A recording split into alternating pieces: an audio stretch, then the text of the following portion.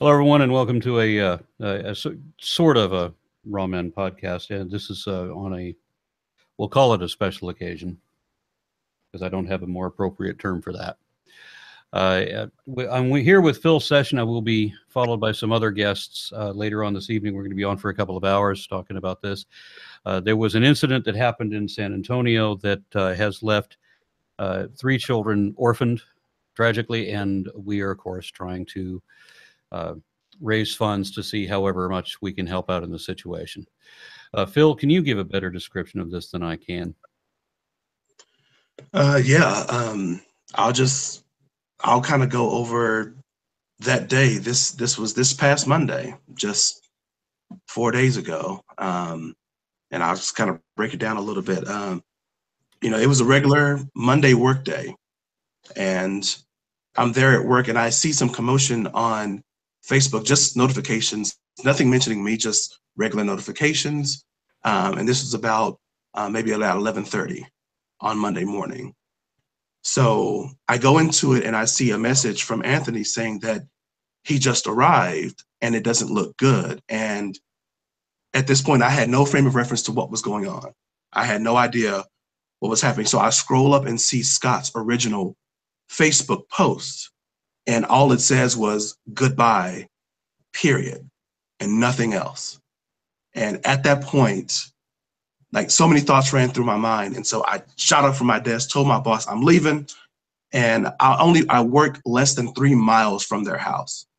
And so I headed straight there, speeding along the way through this residential neighborhood to find out what the heck was going on.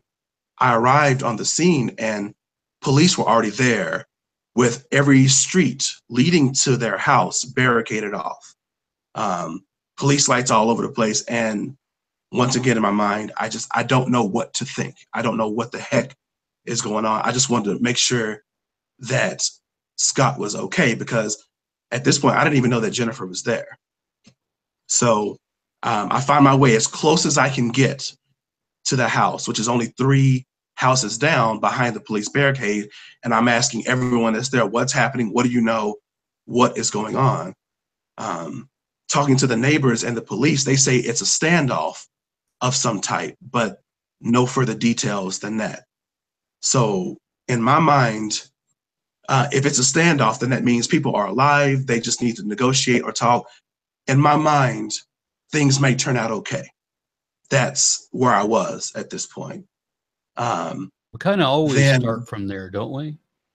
Yeah, and especially, like, I mean, these are people that I know. These are people that I've gotten to know over the last couple of years, that I've been over their house. I've been to parties. We've had so much interaction over these past couple of years that my mind surely did not want to go for the worst case scenario yet. And it didn't at this time. And so since the policeman himself said it was a standoff situation, I was hopeful that, maybe a good resolution can come out of this. And as I'm talking to the neighbors, I run across a coworker of Jennifer's who says that that day on Monday, she decided to work at home because they were having car trouble. And that was my first realization that, oh my goodness, she's there too. And that changed the whole dynamic for me a little bit. Worried about, are they okay? What's going on inside the house? The police aren't telling me anything. I'm not seeing anything else. What the heck is going on? So after about 15 or 20 minutes talking to everyone, this huge SWAT truck rolls on the scene. And once again, my mind just goes numb a little bit, because if the SWAT is here, what are they going to do? Like, shoot in the house? What are they planning to do? And as I'm watching, after a few minutes later, after they got done kind of huddling a few houses down, the SWAT truck rolls in front of the house and then backs up, kind of like they were like a show of force, essentially, kind of saying that, hey, we're here. That's the only kind of recollection that I really can think of when I saw it. And then all of the SWAT members lined up behind the truck, and someone started yelling on a megaphone to the house, "Scott, pick up your phone. We're trying to get in contact with you. Scott, pick up your phone. Your family's worried about you. Your daughters are worried about you. We just want to make sure you're all right. I'm hearing all of this stuff, and I'm hoping that, okay, he's going to pick up the phone. He's going to talk to them. Hopefully this can turn out all right. Hopefully this can be something that's not tragic. So I'm still sitting here hopeful, even at that time. Then we start hearing, we hear shots fired. And so, of course, everyone's springing up to look and see what the heck is going on. There were 3 or 4 large shot sounds that were made, and we didn't know where they came from. We didn't see any smoke, so we're trying to figure it out. The policeman in front of us, jokingly, which pisses me off now, but at that time, I'm glad he said what was going on. He said that if the wind changes, the tear gas will make you irritated, so just be aware of that. So I felt relieved that it was just the police shooting tear gas in and not anything worse.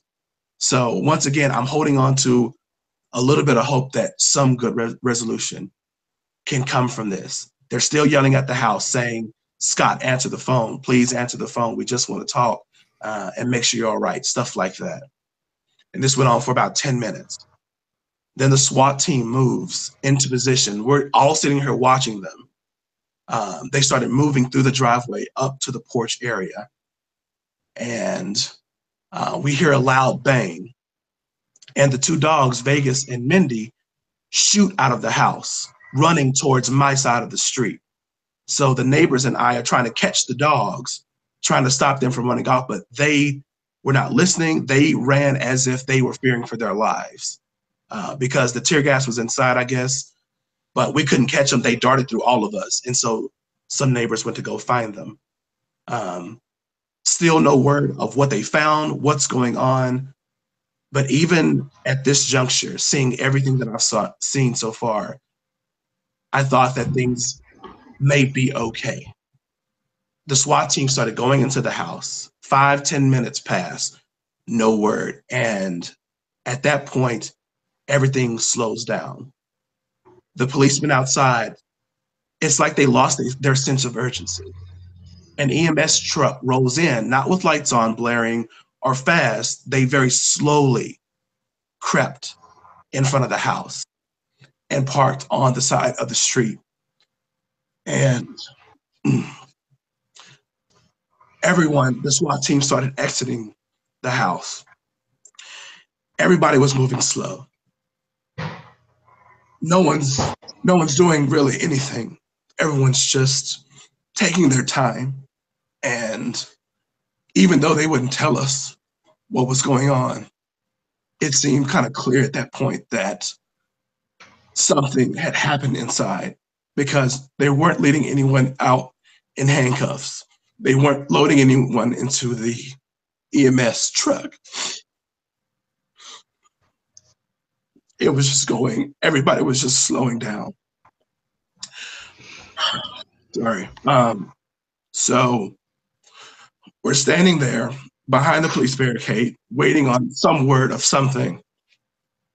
And we finally get the word from the police officer in front of us that the police chief is going to come down to make a statement on the other side, in front of where the main press was.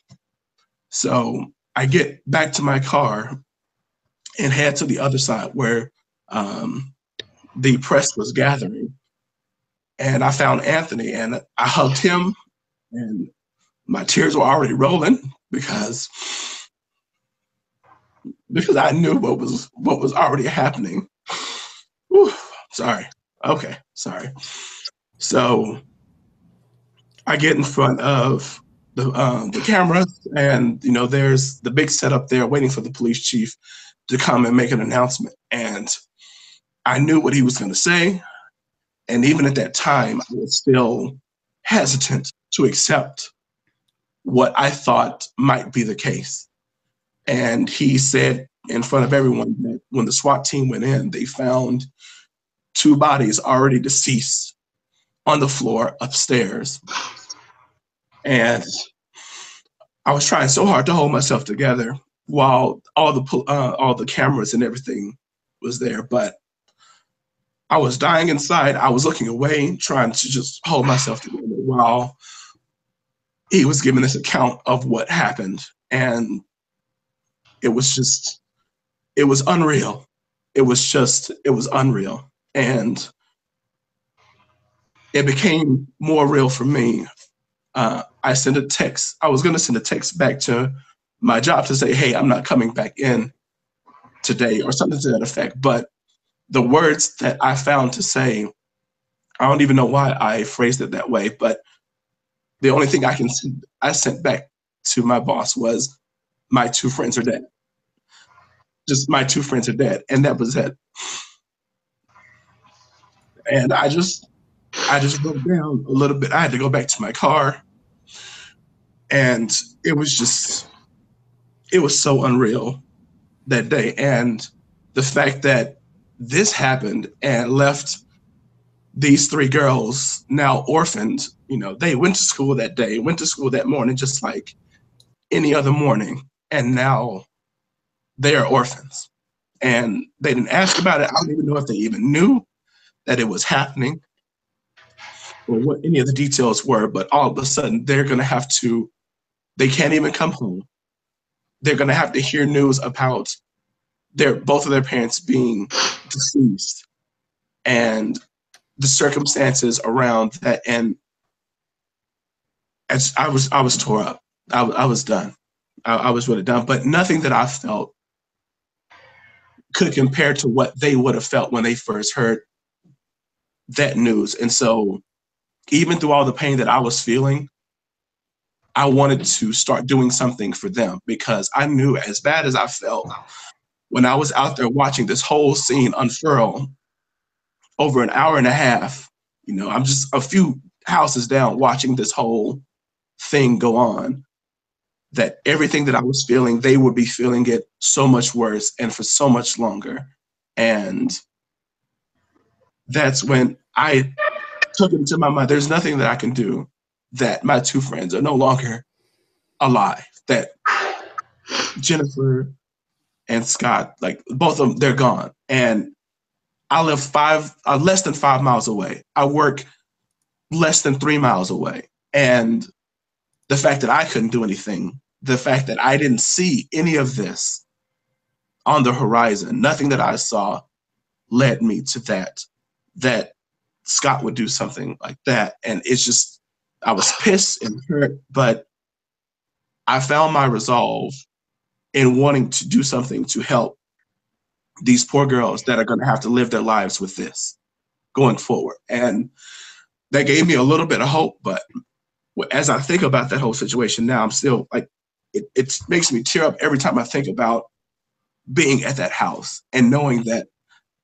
not knowing what's going on, but they're upstairs dead the entire time, and not knowing the whole time I was sitting outside of their house. So yeah, I'm so going to jump that's, in.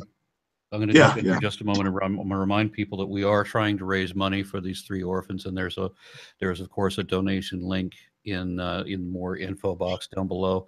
We've also been joined by Vicki Gatman, and she's an activist with a number of organizations in the San Antonio area. And I understand you also knew Scott and Jennifer. Yeah, I did. Scott and Jennifer were very important in the establishment of STAR.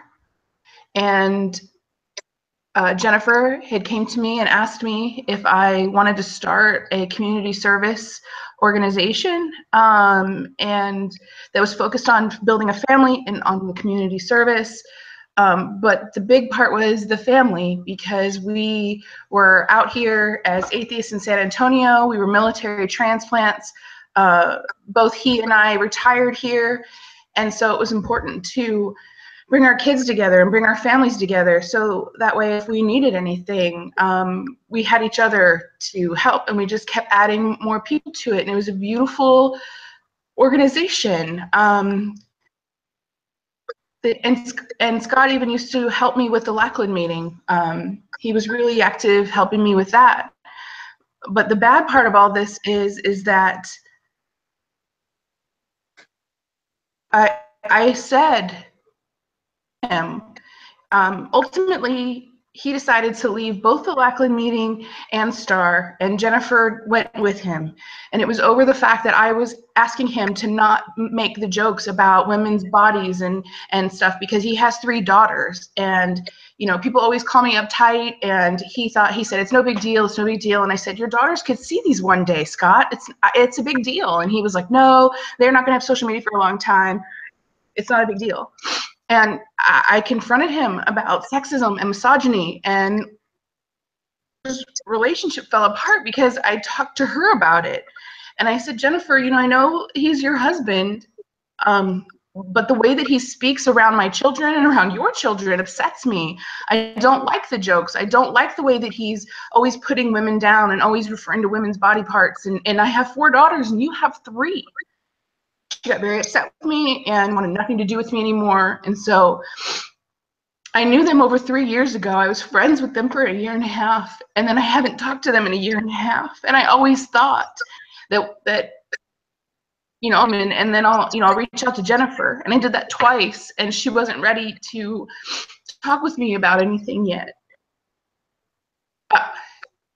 And I was upset because I saw him. I saw the way that she behaved when we went out on ladies' nights, and she was so relaxed and fun and chatting.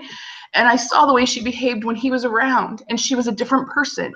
And she would often look at him when she was saying things, and you know, that's why I decided to talk to her about it. And it just breaks my heart. I mean, obviously, I never thought he would do this. I never thought it would get to this level. I never imagined this happening.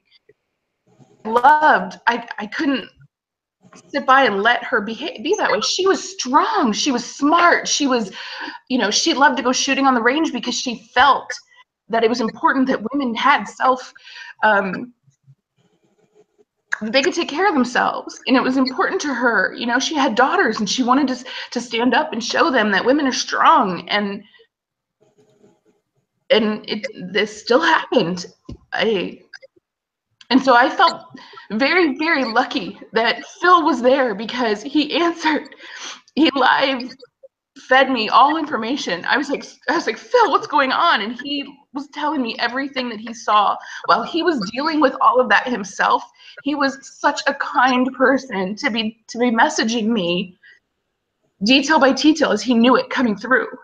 And then when right before he messaged me that he thought they were deceased, news agencies were already all over the place saying, murder, suicide, murder, suicide. These 2 people were found dead. And I'm like, he's standing right there. You know, Scott left Lackland because he didn't like the way that he didn't like that I didn't like all his ideas. He thought that I should do everything he said, and when I didn't, it was a big deal. He got angry. It used to really upset me that part of the community was so excited about him and thought he was such a great guy, and then just thought I was uptight and crazy. And I hate that this is the way people had to find out that he wasn't a nice guy. And it's not fair. It's not fair at all. That the girls that my girls were best friends with, that they grew up with for 1.5 years, have to live this way now with no parents. They can't go back to their house. They can't have they might have some of them, and their lives are forever. They're never going to have another Thanksgiving without thinking the weekend after that is the weekend that their mother was killed. But then they're also not going to be able to think about that because they're going to say, but this is the weekend that my father did it. And it's horrible. And I wrote a big thing about Jennifer and knowing Jennifer's name, because so many people, when it first happened, were focused on him. And me feeling differently, I said, everybody should know Jennifer. And so I wrote this big thing. And it came from my heart. And I'm so glad that so many people took on to that and wanted to know Jennifer. So heartbroken that we didn't get to reconcile our friendship. I'm so heartbroken that I'm never going to have her in my life again. And I'm jealous of Phil because he did. He had her. Lalandra, you're in here also. Did you have anything you wanted to put in? Well, Scott was a Facebook friend of mine, and I believe I met him at ReasonCon. And he's a podcaster because people are asking what's going on because they're tuning in the middle of the story. He was a podcaster for recovering from religion, and he was going through a divorce. And I opened up my Facebook that day, and it just said goodbye. And unfortunately, a lot of us on Facebook have had someone on our friends list post suicide notes before. I mean, Facebook's even coming up with an algorithm to deal with it. And I thought this was a suicide, and I saw all my other friends, a lot of them who I know in real life, like Phil and Anthony, were there posting on the scene, letting everybody know what was going on. And it just hit me really hard that, one, that they couldn't, they wouldn't stop the suicide, but two, that it was a murder-suicide. And that really, like, and it also stunned a lot of people on Facebook who knew the family and who had known Scott from recovering from religion. It shocked a lot of us. We couldn't believe that had happened, and I'm really grateful to Phil and Anthony for updating us. And I'm sorry that something better couldn't come from this. Well, I mean, the children are still beautiful, and they're still alive, and that's why we wanted to do the fundraiser, like Phil is saying, is to, even though he's a little hurt by it, we wanted to do this for the kids because they're asking for $50,000, and I don't think that's a lot for 3 girls to go to college. I'm in college myself, and I've got a daughter in college, and another teenager coming up, and I know how expensive it is. So that's my sad story, and a lot of people experienced it the same way I did, and it was shock the first day, and then everybody was hurt or angry the next. And so, since I knew a lot of people that were involved, because this is Texas, even though it's a big state, we know a lot of the people in Texas. And it was kind of in our backyard. So that's why we decided to put this together.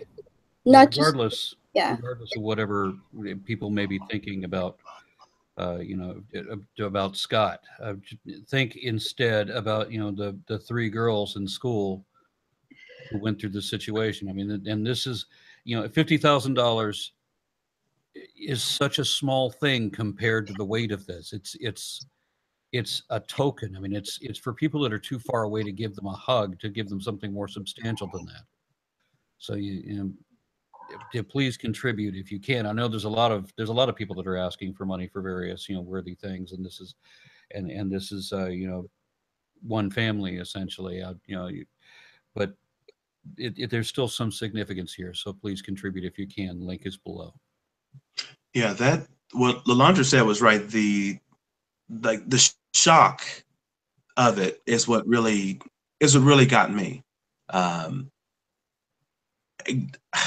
had kept in contact with Jennifer over this past year on Facebook, and also I would stop by randomly over their house as well. Not too often this year, but they live very close to me. I don't have to get on the highway. They're less than 5 miles away, and Jennifer would cook something random. She would put something in the oven. It would be delicious, but it would be this random dish that I've never heard of and never seen before. And it was wonderful. And that was who she was, always with a smile on her face, or wanting to help. Or, we talked about property taxes because that's the business that I'm in, and how to fight appraisal values and stuff like that. Like, just, all these conversations that we've had. And I was looking over some of the text messages that I've sent her over this past year and remember some of the phone conversations that we've had. And I never thought in a million years that those would be the last conversations that I would have with her. The last conversation that we had at all was, I posted it on my Facebook.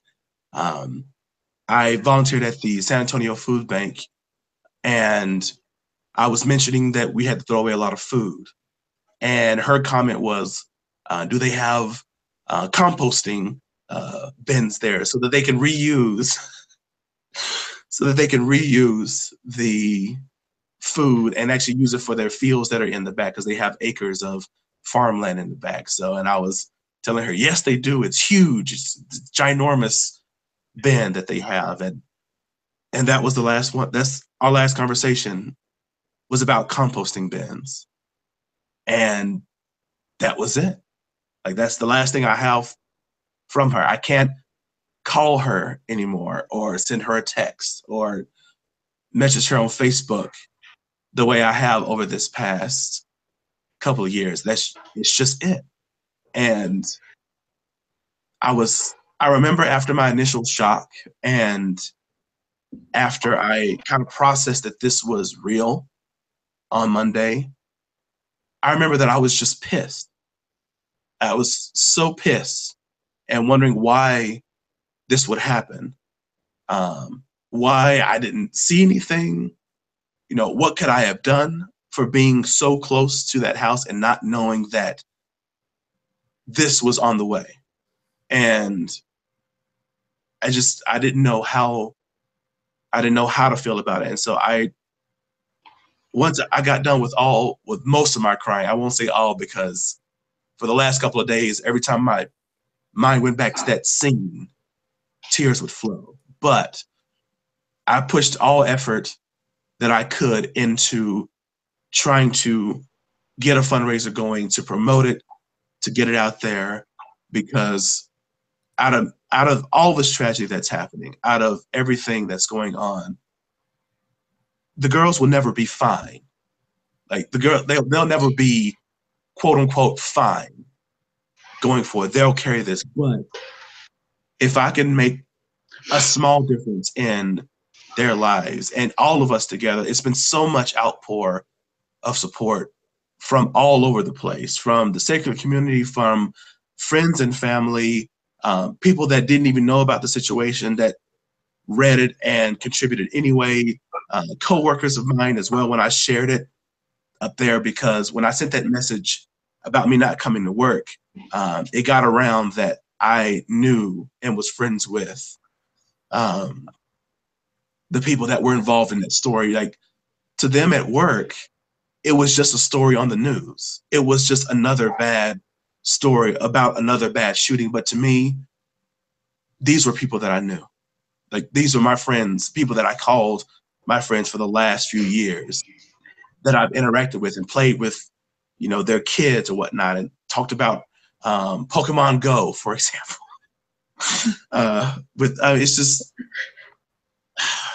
It's just a lot. And so for you all that are out there watching, you may not ever meet them in person, but they're amazing girls, and they're so smart and funny, and just a ball of awesome is what they are. And so, Let me ask, like, what's happening with them? With the kids right now? Yeah. What is, I mean, they don't, if their parents are gone, I mean, they don't have that home anymore, right? I mean, what? Right now, they're with their grandparents. They have custody right now of the girls. The grandparents flew in to try to kind of handle the situation, because I'm sure they weren't even prepared to begin for this type of thing, to plan a funeral for their daughter and have to think about raising their grandchildren as their own with them. That's not something that you think. I can't imagine that that's what they expected to hear, to get a call about on Monday. But they arrived on Monday or early Tuesday, and took custody of the kids. And so they're dealing with it there. We've been in contact with Scott's son from another relationship, Aaron, and he's been in contact with them as well to make sure that they're okay as they can be. So the given the grandparents situation. flew in. I'm guessing nobody's staying at that house. I mean, so are they? No, not that I've heard of. I'm not sure what their plan is to do about that house, honestly, because I think there was a mortgage involved. And I don't know how the kids would even feel about living in that house, or how long it might take them to be okay with that, since their bedrooms upstairs were next to the workout room where this all happened. And so I don't know what they're going to end up doing. And so I'll be here supporting them as much as I can if need be. A lot of us in San Antonio are. And so we're trying to keep in contact with the grandparents, trying to, help them out with expenses or whatever else that goes on. Because I don't know what they had going on in their lives before then. I don't know what they've left or whatever else, but now they're dealing with this, and this will be for the long haul for these kids. So they're safe, but. Were you involved in secular activist groups with the family, Phil? I originally was, I was with STAR. So we did volunteer projects, there's pictures, Vicky posted some on her page of us planting trees and cleaning up the river and all that kind of stuff. And as well as social events like getting together for the Super Bowl. Their house. Yeah, that was over their house. And I also, Scott interviewed me on the podcast, the Recovering from Religion podcast, about volunteer work, since he was talking about the atheist helping the homeless, and me being with the atheist community of Austin and on the Atheist Experience show, and talking about secular giving and what goes into my mindset of charity, and as much work as I do being an atheist, what drives me, stuff like that. And so,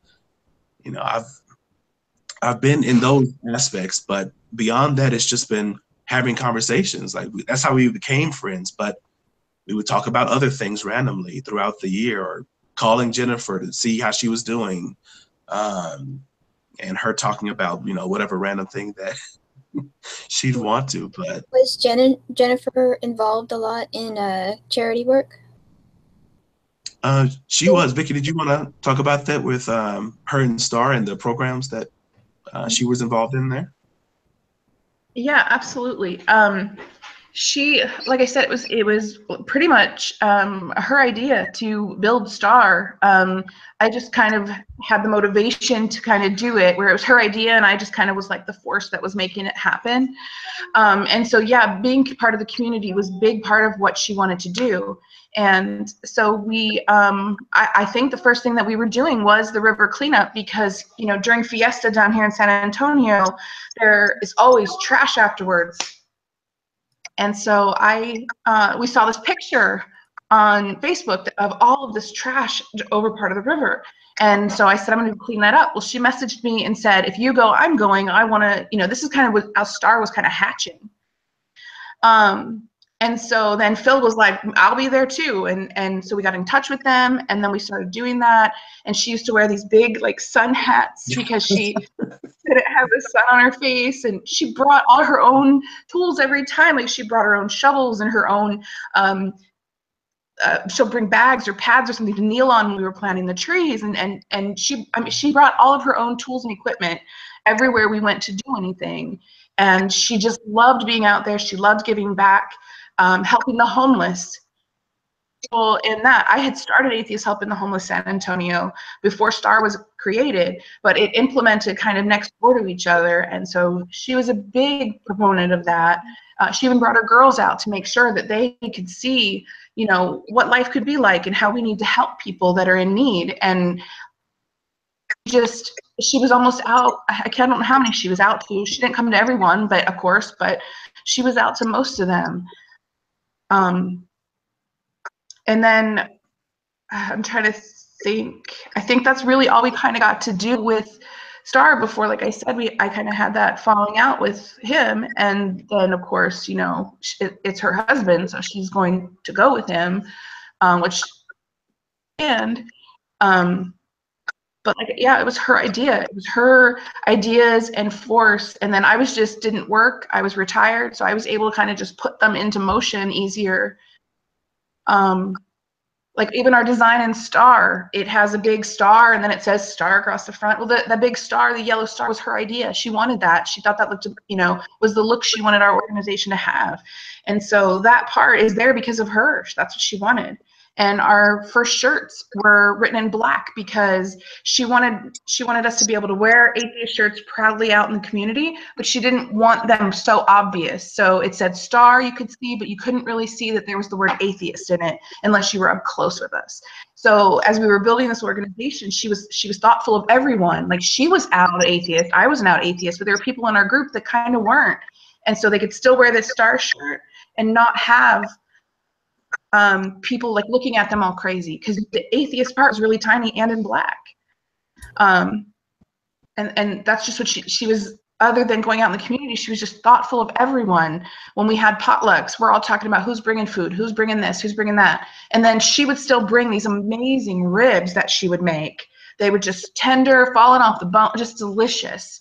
And then she would also be the one that has the hand sanitizer, the trash bags, you know, all the little things that you need when you're outside at a potluck, but I always forgot to bring. She always had them. She always was there filling in those little pieces, making sure the kids had hand sanitizer and, you know, could take care of that stuff. I'm just thinking her heart was so big and it was focused on everybody. Did she take time for herself? Like she did, and that's giving.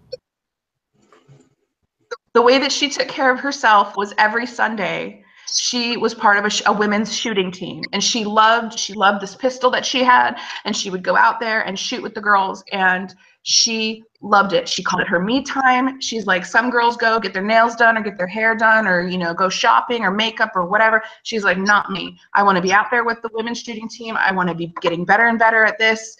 You know, it was part of that self-defense mechanism that she was talking about that she thought women should have. And so that was her relaxation, was to go out to the range or at one of the shooting competitions. Relax that way. Did she give the impression that she was a strong person to other people? Oh well, when he wasn't around, she did. And you know what, I think even when he was around, she still did. But definitely not to the level of when we were out at ladies' nights, or if we were out and he wasn't around. Like when we were out doing the community service, he didn't come to that. He had reasons. And so when she was out there, she was always taking the lead, wasn't she, Phil? Wasn't it her idea to combine the water and have it move along with us? Like she went out there and took control of the San Antonio River Authority's tree planting, and she made it run smoothly and more effectively, and we got way more done. And they were impressed with her. They weren't offended. They were like, that was a great idea. We should, instead of having you guys walk a half mile back to the water, why don't we go get trucks and put the water on the trucks? And you know, and why aren't we putting the soil, couple of bags here, a couple of bags, move forward, instead of having everybody walk a half mile to go get the bags of pot soil or whatever. The mulch, yeah. She did that. She looked at this scene and said, this could be more effective, and she stepped up, talked to the San Antonio River Authority people, and made it happen. And we were just like, you're right, that's the best. That's super effective. You know, I didn't see her like that as much. Well, somebody who knows them is going to have to explain this part. Right, Phil? Yeah. How this happened. Because, you know, in the next hour, we're going to have some other people coming and talking about this, but they're not going to have the intimate connection that you do, Phil. Yeah, just that has been a question that I've had the day of and going on into these next days of how this happened, because she's not a weak person, she's a strong person. And even when I was out there talking with the neighbors and they were recalling, you know, I just saw her, you know, X days ago and she's walking her dog, you know, and it's everything, like all of their opinions were the same as mine, is that she was a strong person. They knew that she went out shooting, and like that was just, she was bright and wonderful, but she always presented herself as a strong individual. Like that's the way she always was. And that's the impression that I've always gotten of her. And so even when I found out from her coworker who confirmed that she was working from home today, and so she most likely was in the house, I was hopeful. I was like, you know, if something goes down, she's no slouch. Like, she is not, like, this is not something that you're just gonna overpower her. Like this is Jennifer. This is who she She's is. a fighter. Right, right. And so through all of that, that gave me hope that they would both come out of this alive, whatever, if somebody was arrested and needed some treatment, whatever, all that happened. But at the end of the day, I was hopeful that they would both come out alive in this. And I want the holes in the story filled. I want to know what the heck led up to this point. What happened to this? Like, was there any alcohol involved? Was everybody sober when these decisions were made? Was like, I need all the information, all the fact. I want that. It won't change a thing, but I want some more explanation as to why my friend was shot and killed on Monday, and why I can't talk to her today because she's been taken away. I want more about that. And I don't think, well, I'm not sure if we'll ever get it. I don't know if there'll be any information that comes out. I'm not even sure if the family, if they're going to do a toxicology screen or release it to the public or whatever else went on. But I want those holes filled because I didn't see it. Even I don't see Scott going to this decision. I don't see him. I did not see any of that. Even if he wasn't in a sober state, I can't imagine him arriving at this decision as the best thing to move forward. And this is the way to go about it. I don't even see that either. So I really want those holes filled. And I don't think I'll ever be able to get that closure as to what the hell happened on that Monday that led to this. Can you confirm this much? I mean, I had heard that Jennifer had filed for divorce. Yes. And what I had heard was that they were not going to tell the kids until after Thanksgiving. Yes, that's my understanding as well. Okay. And like I said, but I mean, even like that was some time ago. That's the thing. It's that decision was made weeks ago. This divorce person was filed weeks ago, and so all this time went by, and now on Monday we have this. So even that. Yeah, she filed on the 7th. Mm, She filed on November 7th, so it was weeks ago. right, right. And so I didn't. My mind still didn't put that together, even though people have feelings about that. Like every divorce is different depending on the people, of course. But it's been so long since that original divorce filing was done. I still couldn't use that as the sole catalyst for this action. That doesn't make sense. It just, I don't know. I don't know. I think that it doesn't actually make sense, and it's going to make even less sense to you because it's nothing that you could ever envision yourself, even if you were drinking, doing. Most of us Sure. we just can't relate at all, and to ever getting there. So it's understandable that you feel a little confused and shocked still about it. It's something that's very hard to get your head around. I would just like to talk about how quickly everybody went to PTSD. I know a lot of people have PTSD. I live with someone who's had PTSD for 13 years. And I think even if it had a role of some sort to play, but live and overcome those kinds of things for 13 years. Or, there are lots of people that have PTSD and aren't, killing people or their spouses specifically. And so it may have had a role, but for everybody to say, oh, he talks a lot about PTSD, so he must have just snapped. And his PTSD got the best of him, and this is why it happened. And being what I've seen and what I know of them as a couple, this was not just he woke up had a bad dream, woke up, panicked or whatever, and then did something. This was a buildup, in my opinion, from just things I've seen.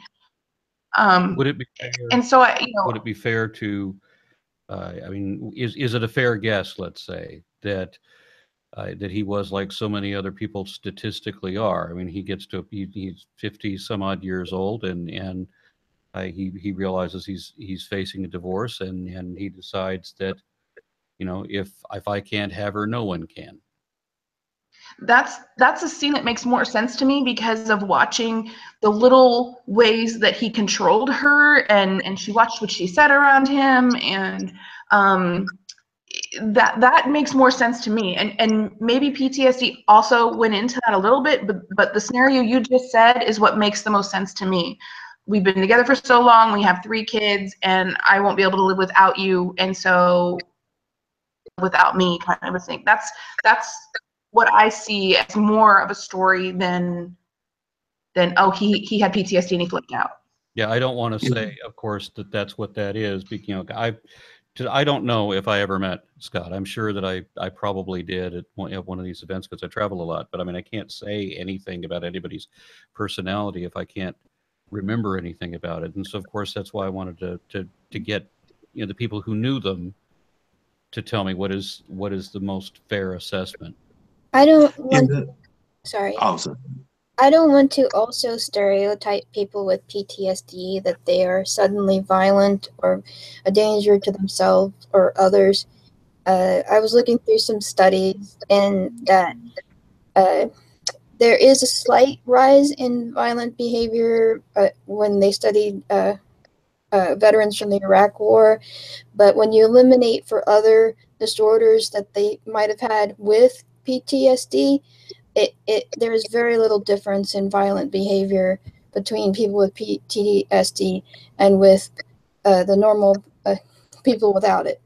And also, the people they studied were younger, and sometimes younger men do more violence than more mature men. So I don't want to stereotype people with PTSD that they're a danger to anybody. Yeah, that any more dangerous. Yeah, over the course of the past few days, I've seen a lot of posts, that some of them that were on Scott's page, some that were on other pages, people making declaratory statements as to the reasonings behind this shooting. I can understand when people say, like, I think that it's X, or, you know, it may have been this. You know, I saw this pattern happening here, and I think that it may be related to XYZ. But the amount of declarative statements that people have made, especially people that had no interaction personally, has been very interesting. And it's been making me mad a little bit to see so many people declaring that they know what caused this. And I'm looking at it like, no, you don't know. Like, you really don't. Like, we're here. Like, I'm here in San Antonio. We interacted with them and are friends with them personally. Like, it's I read somebody's post saying that Jennifer was a religious believer. What? Yeah, that is not true. Scott was the atheist, and she had faith, and she was upset that other people didn't have faith. No, that is absolutely not true. That is absolutely not true. She came to me wanting to start STAR, but not only that, she was trying to get people together to get land in some part of Texas and start our own atheist camp for children. That was her idea. That was not Scott.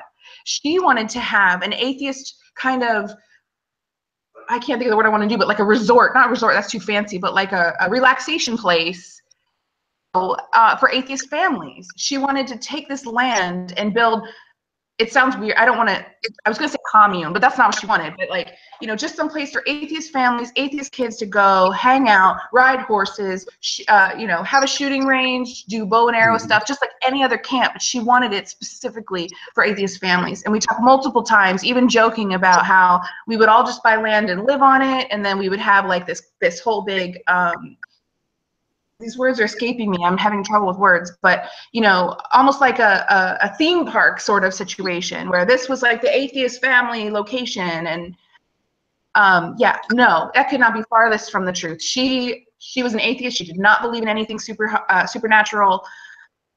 So I gotta say, you know, what Phil's saying, that he's seeing the comments that other people are making, and these are making him mad. Now, he didn't give an example, but I had an example ready there, because I mean, if this is the only thing I've read, well, then of course I'm going to believe, if I read something that somebody says that they had this conversation and this is how that went. Why would I question that? You know, this is just this is too mundane to really doubt, right? And so I'm going with this as actual information, and then I'm hearing that conversation couldn't even have happened. So yeah, that's a little outrageous. Yeah, that I'm not sure where you got, like, where someone got that idea that, oh, she was the religious one and he wasn't.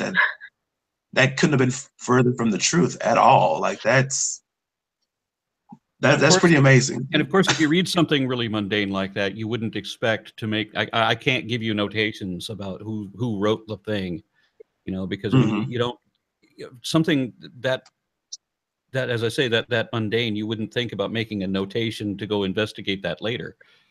Yeah.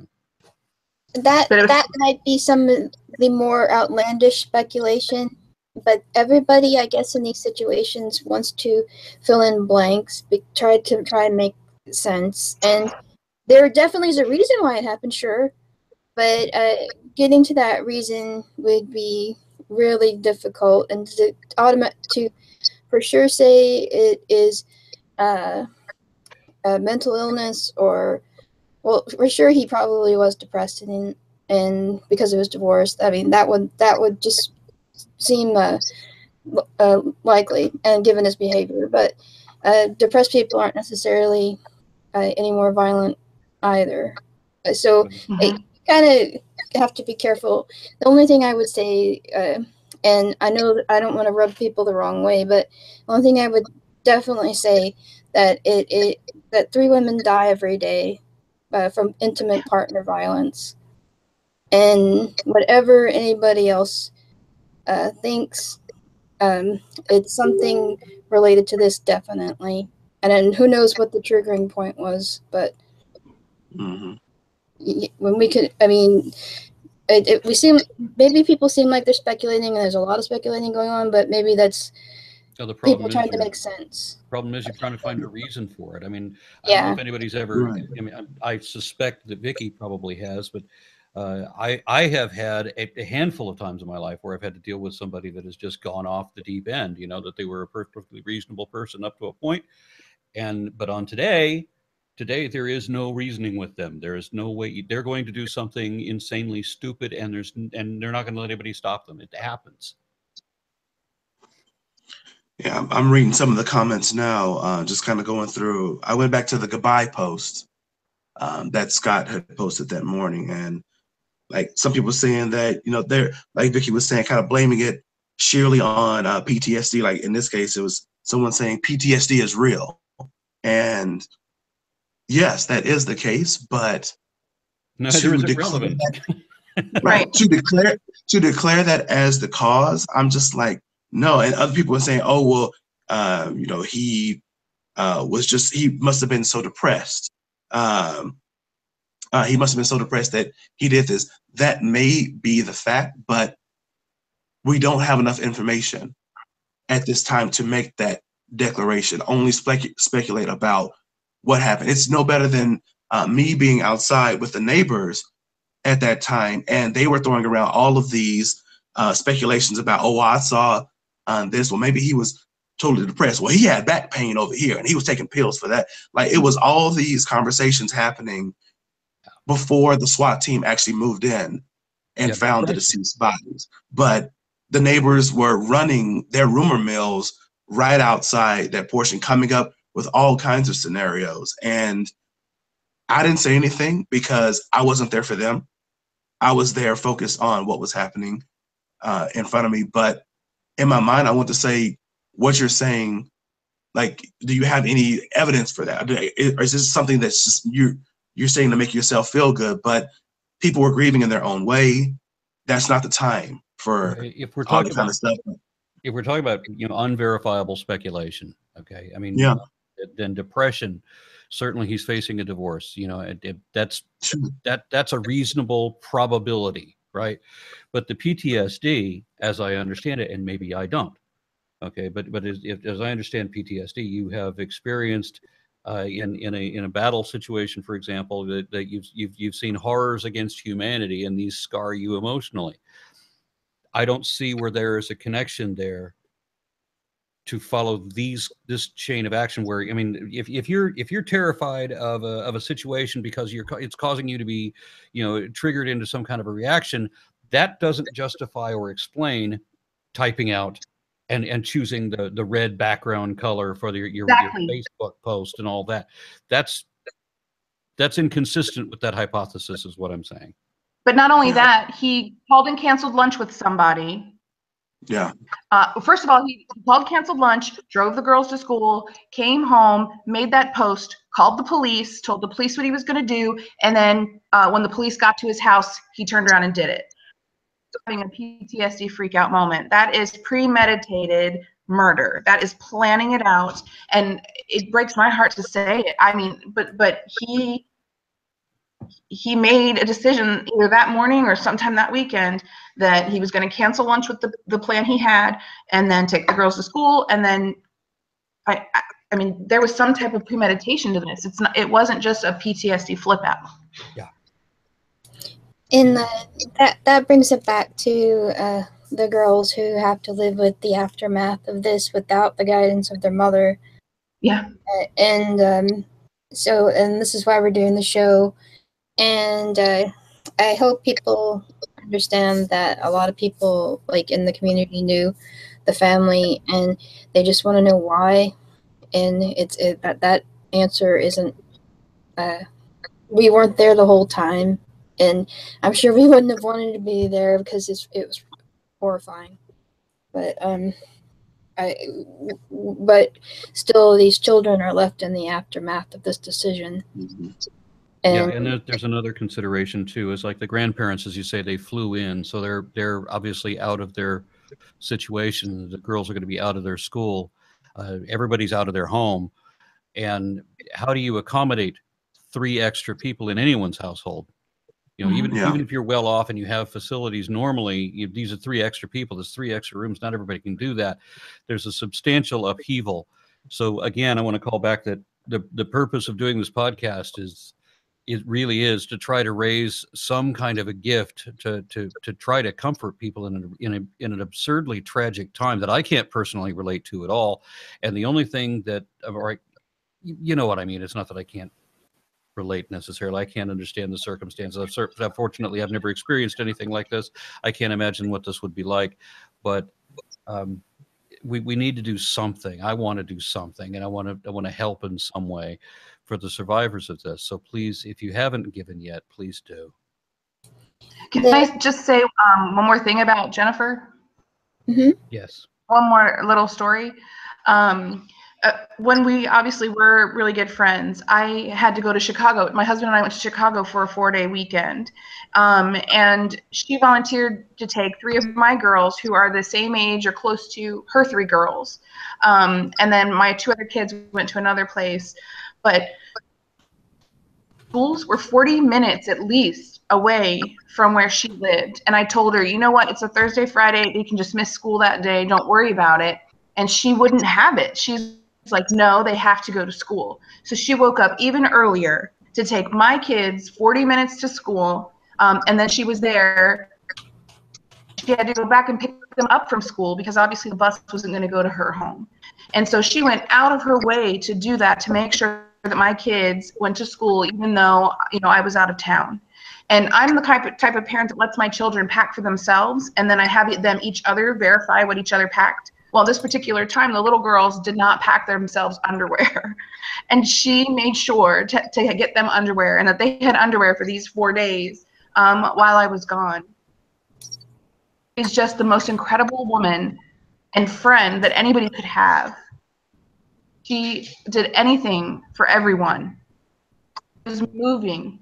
And she went over to her house and gave her a card with money in it and said, "I know moving is hard. Here, I hope this can help you out." And so my friend had some cash to like help her move across the states to go to another state. There's just not enough wonderful, great things to say about Jennifer. And she would have never left her children ever. They were her entire world. And so if people could really support this, these girls need so much, even right now, new clothes, new stuff for school, the new school they might be going to. And so the trust is built and it's going to be there for them for the future, but they need stuff now too. And so find that in their heart to help them, you know, ease this transition into what is going to be their new life, which is going to be horrible. That is greatly appreciated now too. Yeah. Yeah. All right. Well, thank you for that. And we are joined by Shannon Nebo. How you do, Shannon? Haven't seen you in a while. You're still muted. Hi, just broadcasting from my kitchen here. Wanted to make sure I didn't interrupt anything. I've been listening along this whole time from my phone as I've been busy and kind of listening to what you guys have been saying. Hi, Aaron. Hi, Lilandra. Nice to meet you, Phil. And hi, Vicki. This is Shannon Nebo. She's the treasurer of Recovering from Religion, which is the organization that Scott Smith was a podcaster for. But she's not here necessarily in that capacity. She's here to talk about resources to cope with recovering from religion, of course. And also, recovering from religion does more than that. They also have mental health resources, because sometimes, a lot of times, people can't get in touch with a therapist who isn't religious when they're not a believer. And they don't want to, like, they want evidence-based therapy, and recovering religion has those kind of referrals. So that's why we asked her. Yes, I do. Thank you. Anyways, Shannon, can you briefly tell us what Recovering from Religion does? I know they've got an umbrella of things that they. Yes, we do. We do have a lot. And a lot that we've kind of recently added and that we're growing. The first thing that we have is the helpline. Now, you might have heard of the Hotline Project. The helpline is an evolution of the hotline. So when you go to our website, recoveringfromreligion.org, and you go to, you'll see at the top there's a green bar, and it says that you can chat with somebody. So we have agents who are available to chat with people. Now, we don't have agents 24/7, but we do get back to everyone. So it's to chat about struggling with doubt, struggling with religion, struggling with coming out, struggling with being out. We have people who are there to either take your chat right away or get back to you as soon as they can. We can also take calls. We can schedule calls. We have all kinds of ways for people to get in touch with us. We also have a community, and it is a secret community. I've told you about it, so it's not that much of a secret. But everybody that comes into the community is vetted, because it's important that it's supportive. So everybody who is in this support community has to come in through the chat line and be vetted by our agents. And then they get to talk with people who they can identify with. The Secular Therapy Project that Lilandra talked about. And what we do is if you go to seculartherapy.org, you can see, you can sign up to be a therapist, or you can sign up to be a client, and we help people find secular therapists that use evidence-based therapy. I really wish Caleb Black could have been here. He's doing professory type stuff right now, but he's in charge of the Secular Therapy Project for us right now. So we have the Secular Therapy Project, we have the helpline, we have our support community online. Now we also have support groups that meet up in person. There is a support group in Houston. Sorry, my dog. Houston. We have support groups all over the country, and they're done through Meetup. Meet people in actual meet space. who understand the kind of struggles that you're going through. For the holiday season, we also just started doing something a little bit new. It's a chat bot on Facebook, and we call her Gammy Bot because she's kind of like the hip, supportive grandma lady. You sign up for this chat bot, and it gives you kind of inspirational, supportive messages throughout the holidays, because we know that dealing with the holidays when you're a secular person or when you're a closeted secular person, even more so, can be really difficult. So Gammy Bot can kind of help you get through that. Sorry, I'm going through all that stuff. So we have lots of ways to help people reach us and talk to us. And also, I kind of, like you guys were talking about mental health, and I do want to talk about that, but I know that I saw Rebecca come on, so I want to give her a chance to talk too. Okay, she mentioned Rebecca. This is Rebecca Hensler. She is the founder of Grief Beyond Belief. If you want to briefly talk about what your organization does, Rebecca? Sure. Grief Beyond Belief is a peer-to-peer grief support organization. So we aren't providing therapeutic services. What we're providing is a space for people to support each other. We're grounded in what I refer to as rational compassion, meaning that we are all about the emotional side of responding to tragedy, and specifically responding to the death of a loved one. But we provide a space for people who are grieving without any afterlife belief, not just without a religious afterlife belief, but also without any woo or spiritualism, and people who are grieving without belief in any kind of deity either, or any power that would create, have a reason for what happened or be the cause of what happened. And so we're primarily an online community.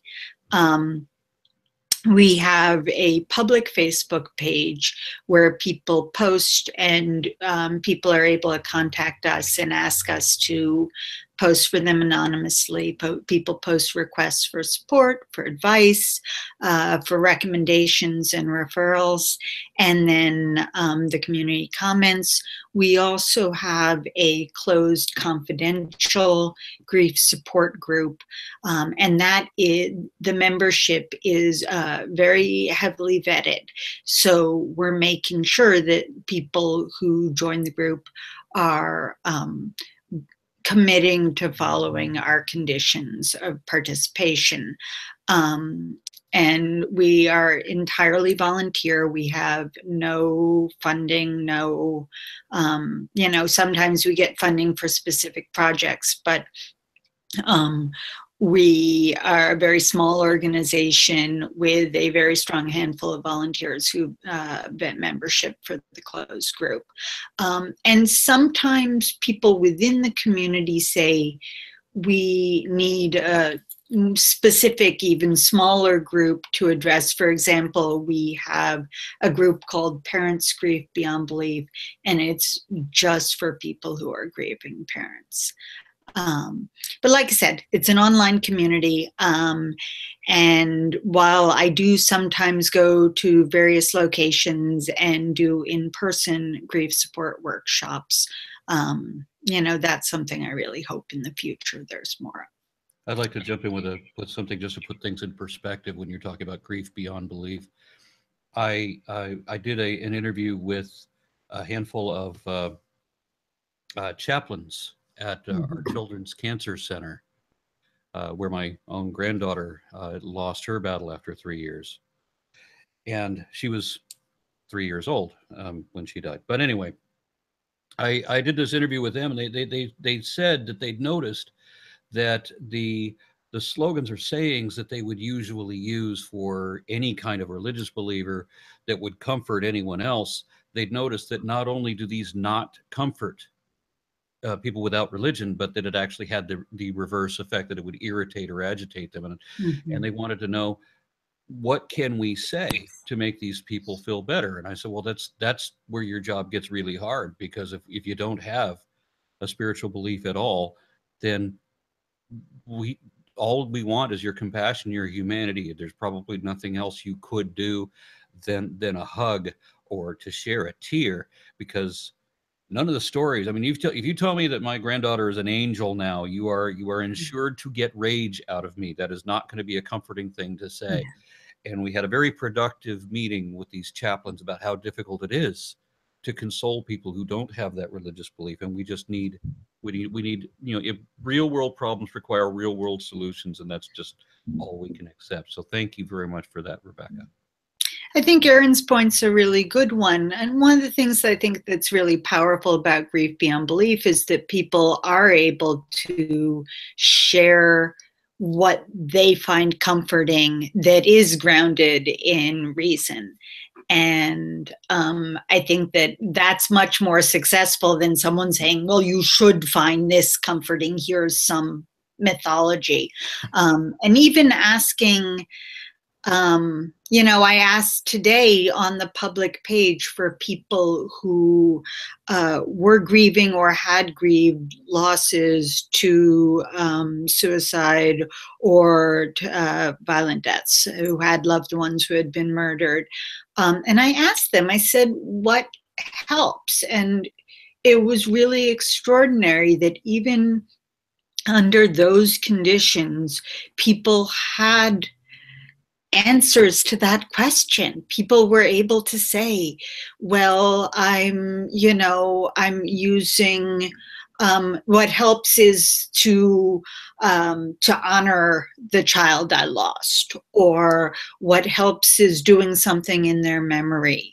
What helps is screaming my head off. Like, that's what helps, is that I just yell and yell and yell. What helps is, and it really matches the actual, like, scientific research that's done that says, people do need to find meaning, but the meaning that we find as atheists in our loved ones' death is the meaning we make, not some meaning that's imposed upon us. Rhonda Doyle has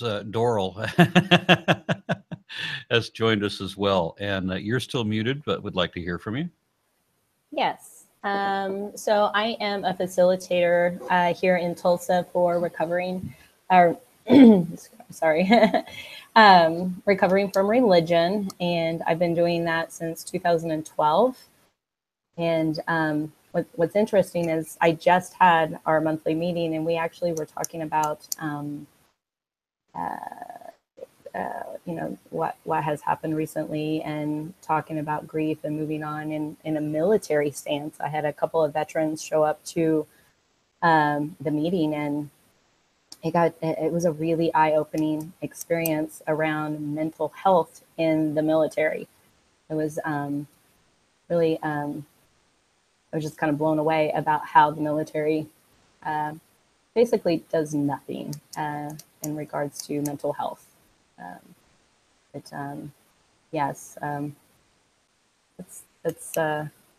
really all I have for now. But you can't say that they do nothing. I mean, they do generate a lot of PTSD cases. Some of the one of the veterans that I had there, he had a mental breakdown shortly after doing 14 tours in Iraq, and he searched out for some help, and it took them a month and a half to schedule an appointment for him to see a therapist. I was just kind of shocked. He said it has gotten a little bit better, but not a whole lot. And I was just kind of shocked with some of that, though, that discussion we were having the other night. It was Tuesday night that we were having that discussion.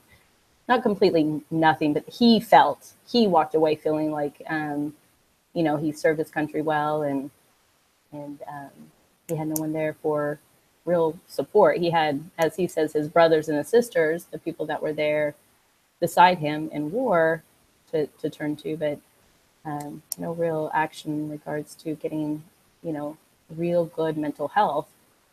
He actually has gotten some counseling through like a school, like his college that he goes to now, versus what he's been able to get from the VA. When I was looking at mental health services in the United States, it's not just for Veterans Affairs, but for everywhere. Mental health is incredibly underserved. So it's really hard for everyone to get help. Yeah, I know you were talking about, grief beyond belief. And when, just using myself as an example, when I lost my brother to a car accident, as a non-believer, I searched everywhere to find something that wasn't religious based.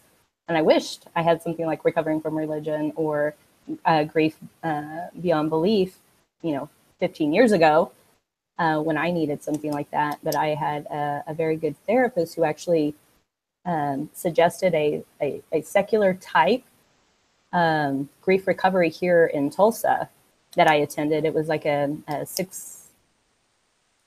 12-week course. And it was, it did a lot of good for me at that time that I needed it. So I'm glad I had that.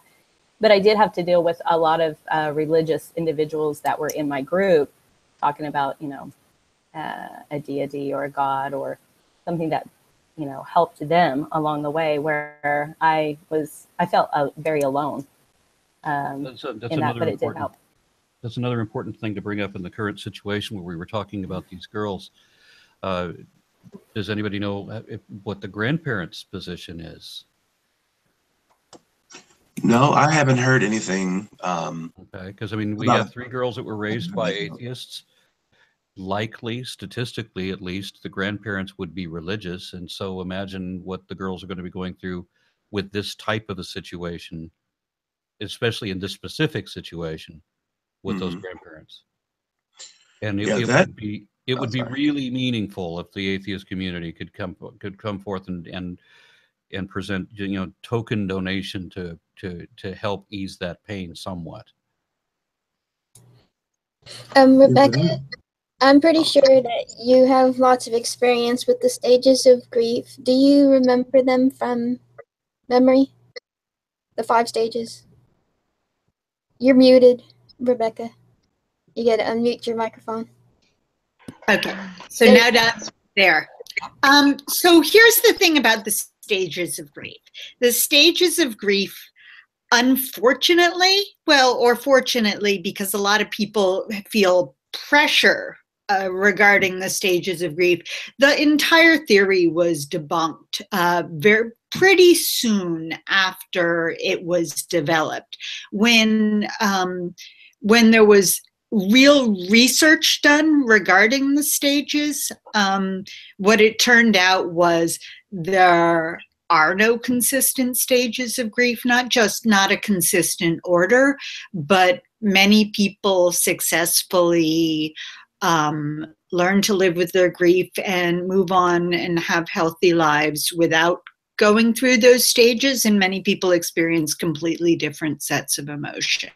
Are we talking about the thing about bargaining with and the rage and acceptance? Yeah, we're talking about Kubler-Ross. The sad part is that Kubler-Ross was sort of a fraud.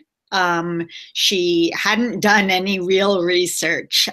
She was kind of a manipulative person. And later in life, she came up with all this ridiculous afterlife stuff too.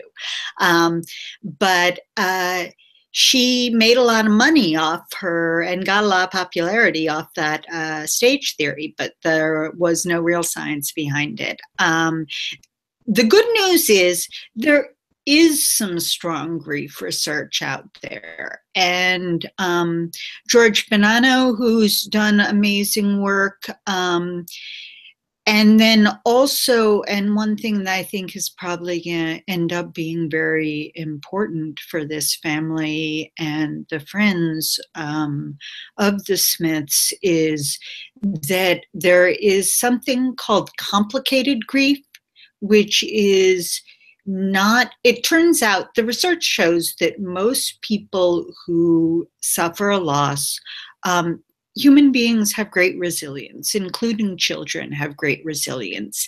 And we learn how to incorporate our grief into our lives, and make meaning, and not move on, not leave it behind, but live with our grief.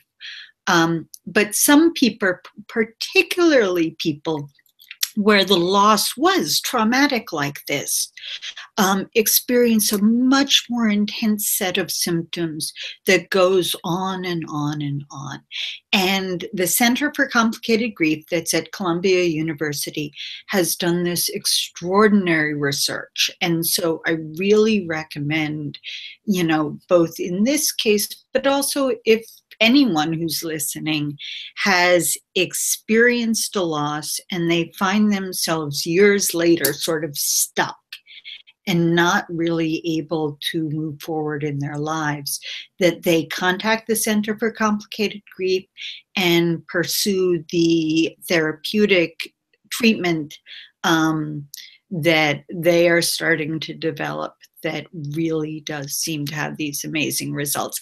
Science, see, science actually is, you know, people think that science and emotion are these two different things, and I have not found that to be true. I have found that, in fact, it's very reassuring to know that there's strong research supporting ways of recovering when you're suffering from that. Perhaps that's also reassuring to people who aren't religious, that science may have some answers to help them to cope with grief. Yep. I really appreciate you pointing us in the direction of complicated grief, but it does seem like people do go through shock first. Like maybe there's it's not the right order, or everybody doesn't do it in the same order, but some of those elements, it seems like in this one especially, a lot of people are shocked and through it. There are absolutely emotional and even physical reactions that are incredibly common.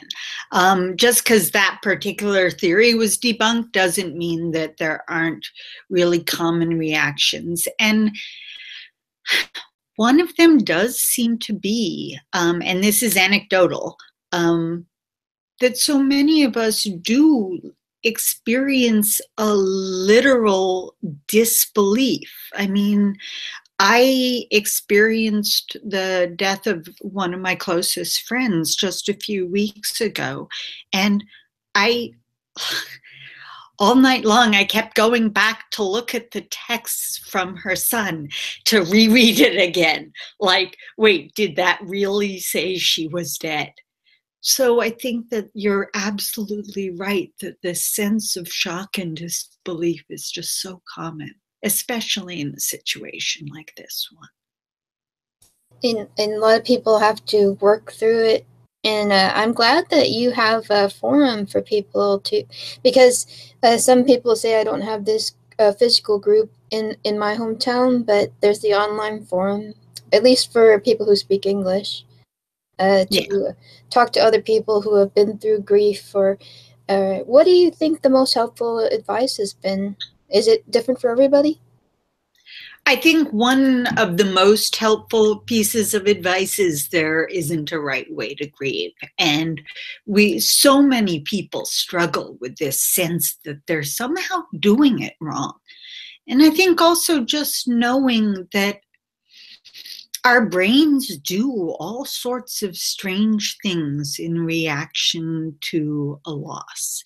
And so being able to talk to other people, and it really does help to hear like, wow, you're experiencing that too. You're doing that too. This strange behavior that I'm experiencing that's making me feel like I'm losing touch with reality is actually just sort of a not unusual, it's a pretty typical reaction. So I think that that's one thing, is talking to other people who are experiencing it.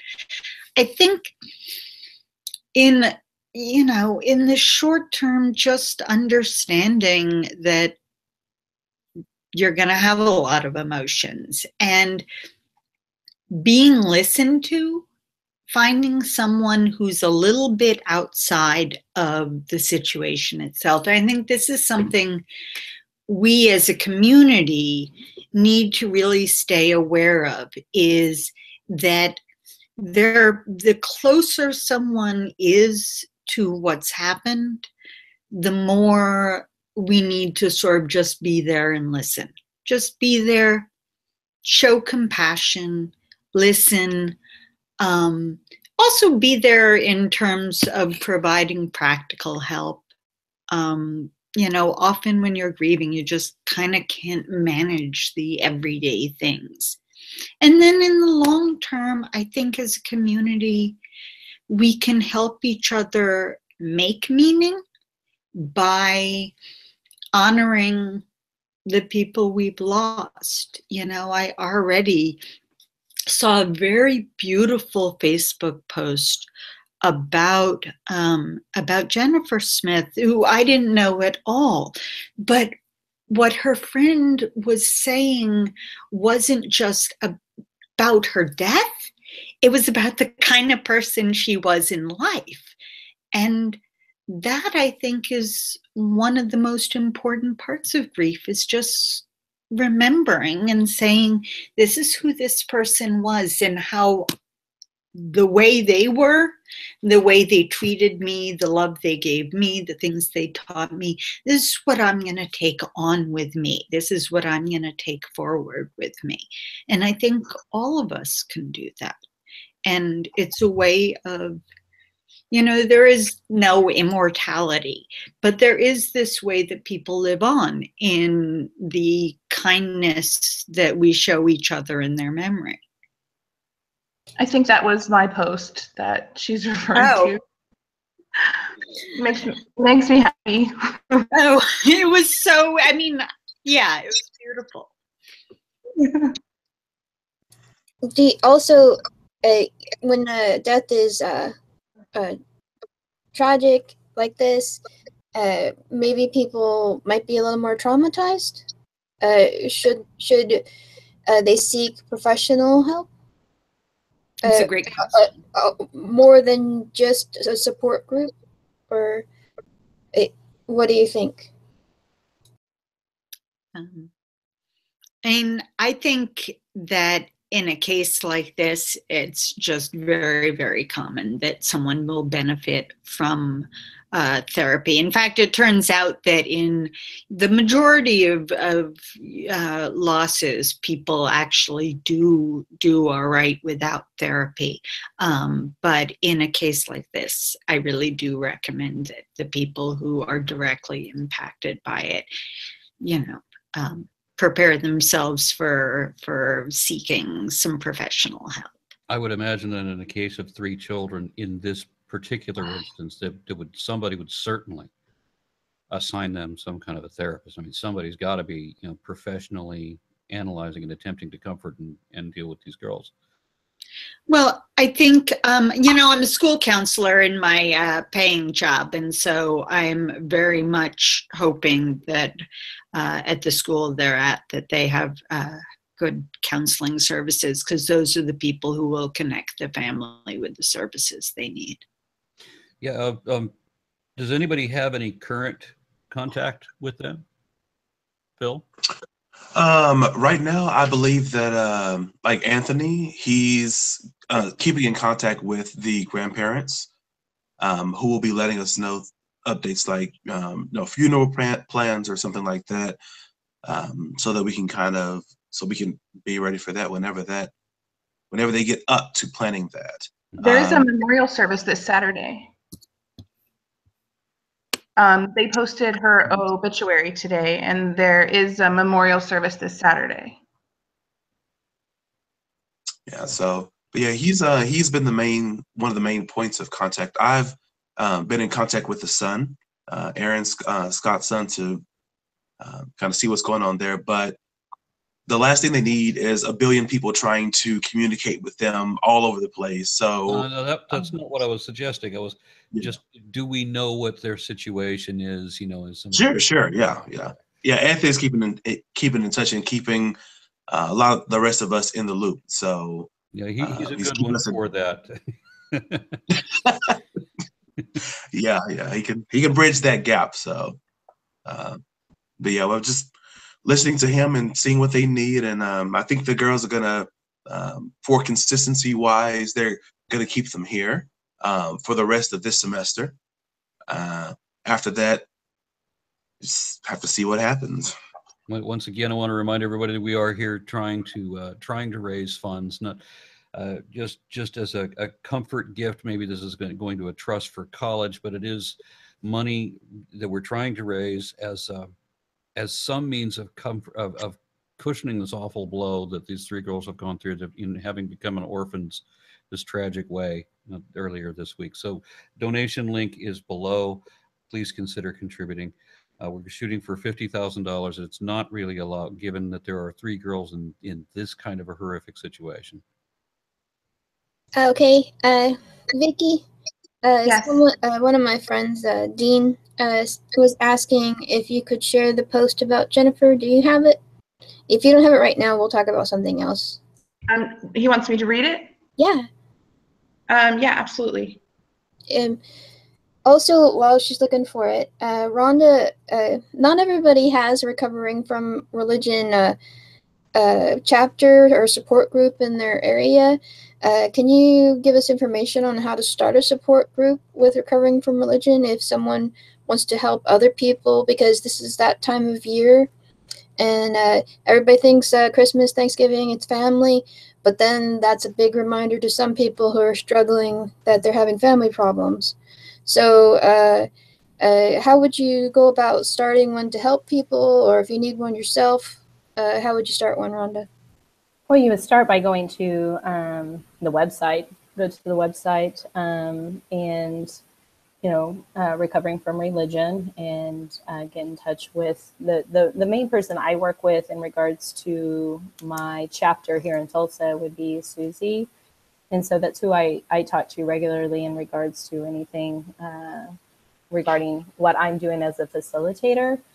But yeah, that's a good start. How I started was I started with Daryl Ray's book, The God Virus, and had I'm an executive director to the Tulsa Atheists and Skeptics Alliance here in Tulsa. And what we did is we started a book club. He started talking about recovering from religion, and I reached out to him and I said, how do I get this started? And he directed me to the website, and you do go through a vetting process to become a facilitator. And that's a great way to start. If you have a group that's nearby, like I've had people travel from cities as far as 2 hours away just to see how the group works, the dynamic that takes place. And I've been asked to go to Oklahoma City to help, facilitate a meeting there. I can't always provide that. But I do direct people to the website first and foremost in regards to anything, if they're wanting to start it. And I've even said, if you can get one started, I'll be happy to travel as far as Oklahoma City to assist you with getting something set up and helping you through the process of how one is facilitated until they get up and going and feel comfortable. One question, Rhonda, real quick. On the website, is there a list of all of the affiliate chapters of that in local cities? Yes. Okay, cool. Okay, and there's one other thing, Shannon, with the Secular Therapy Project. Some people don't have in-person therapists available, even in that referral service. But some of the people can work with you online, right? Some of the therapists. So if you go to the website and look for a professional, there are therapists who can talk to you online, right? Yes, absolutely. We do have therapists who will do like teleconferencing therapy sessions. So that's not a problem. Okay, are you ready, Vicky? Yeah, I am. All right. This was, okay, I'll just read it. Her name was Jennifer. Jennifer was such an amazing mother. She did everything with and for her kids. She was so proud of everything they did and worked so hard to make sure that they were healthy and happy. She worked full time, came home, helped the kids with homework, cleaned up the house, did laundry. She loved being a mom. Jennifer loved to make ribs. She made some of the best ribs I have ever eaten. She made them for star potlucks and was so very humble when receiving praise. Jennifer always took care of the little details. When we would have a potluck, we were concerned about food and drinks and paperwares. In addition to her fabulous ribs, she was the one that brought hand sanitizer, sunscreen, and trash bags. Jennifer loved IT. When she would talk about her work, most people were completely lost. She would make everyone feel at ease, downplay her intelligence, and say that it's nothing really. She was so incredibly intelligent, but wasn't condescending or arrogant. Jennifer could talk so fast. She would get excited about what we were doing or something she was interested in, and she would talk so fast. I'd have to stop her and ask her to repeat things. Jennifer was an incredible friend. When Jed and I had to go away for a weekend, Jennifer immediately volunteered to watch 3 of my girls. Our girls were best friends. She kept my kids for 4 days. 2 of those days were school days, and I told her they could miss those days. She wouldn't have it. She lived over 40 minutes away from my kids' schools, and she drove them there and picked them up both days. Jennifer actually took off work to take care of my kids. Jennifer believed in a woman taking care of herself. She loved to go shooting every Sunday with her shooting team. She said that it was her time. She had her favorite pistol and looked forward to going out shooting with her team. Jennifer loved STAR. Jennifer came to me and said that she wanted to help me create a group for families, community service, and hopefully one day buy property so that we could have our own atheist camp. She put so much money, time, and energy into STAR. When her husband began breaking our bylaws and not representing STAR well, he decided to leave STAR, and she left STAR with him. Jennifer and I hadn't talked in over a year. I had discussed with her husband and was concerned with the level of control that he had over her. Jennifer worked so hard with her career and her family.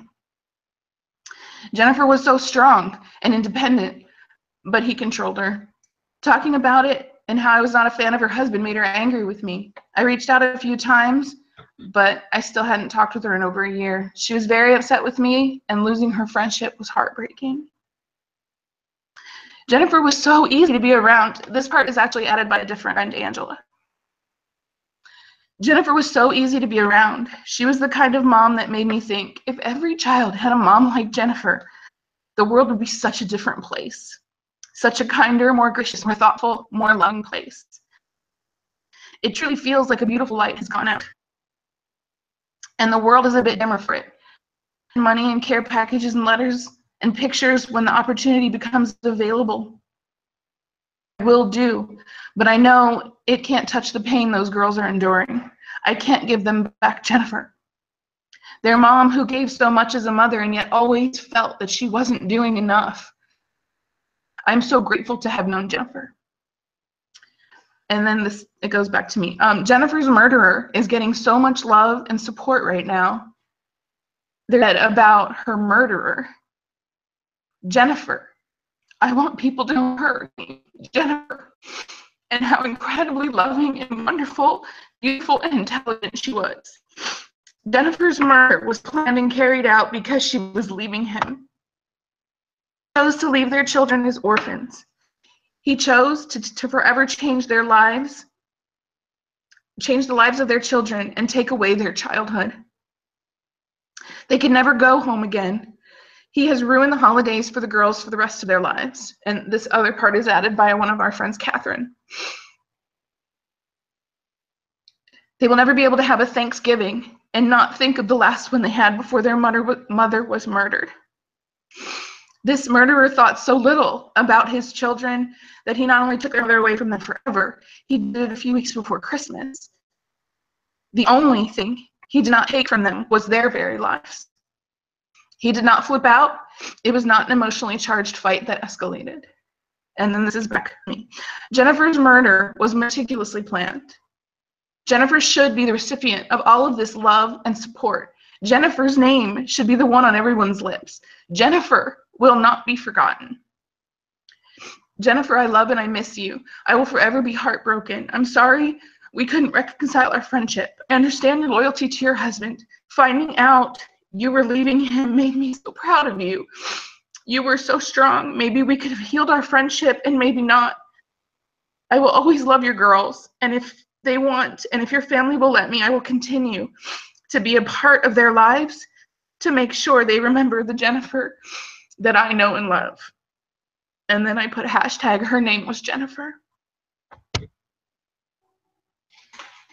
Beautiful. I want to remind everybody that this podcast is going up on Patreon, and we have informed our patrons that if they will fund this podcast, that we will take the amount of money that this video would have earned and donate that on behalf of the girls. And just to remind you all once again, donation link is below. So we were supposed to have another guest with us tonight. I guess he didn't make it. He's working on his podcast too. Okay. So he messaged me. Okay. All right. Let's. That's kind of hard to follow there. Yeah. I guess, I mean, people will work through this, and it'll take whatever time it takes for them to get over the shock. But no, I can't even imagine what it must be like for those girls. Yeah. Sorry. I'd like to. I'm sorry. Go ahead, Rama. Go ahead. No, go ahead. I was going to say I wanted to circle back to the whole mental health thing. That mental health had anything to do with the actions that were taken. We had I can't really, obviously I can't talk about everything that I talk about with everyone recovering from religion, but we were upset about that because it had nothing to do with depression. It had nothing to do with PTSD. And like Vicki said, this was a decision that he made. And as far as, talking about the girls and about people in more traumatic situations need to get professional help, there's no stigma on professional help. Everyone should get professional help. Everyone should see a therapist. It's amazing because everybody's carrying around baggage, everybody's carrying around something, and you need that objectivity to help you kind of work through it, help you identify your problems, help you to become the person that you want to become. So seeing somebody isn't just for people who have been through very traumatic events. Seeing a therapist is for everybody. Everybody should, if you're struggling with something, get help. Don't let it become traumatic. Don't let it become some horrible festering thing that, you have to resort to seeing a professional about. It doesn't have to be that bad. You don't have to let it get to that point. If you have access to help, you should get it. And I mean, I feel like I didn't know Jennifer at all, but I feel like I do now because of your words, Vicki. And she was an amazing person. She was an amazing person, and she seemed like she could take care of herself. And yet she's a victim. And, that's the other myth. Victims are not weak people. Victims take all different shapes and victims look like everyone, and it's really hard to tell. Sorry, bribing my child with cookies. Mother of the Year. It's hard to tell if somebody's a victim, and it's hard to tell if they're going through something hard. And when this all happened, I think all of us, we're like, why didn't we see this? Why didn't we recognize it? How could we have stopped this terrible thing from happening? And in a lot of ways we couldn't have, because we're not Scott.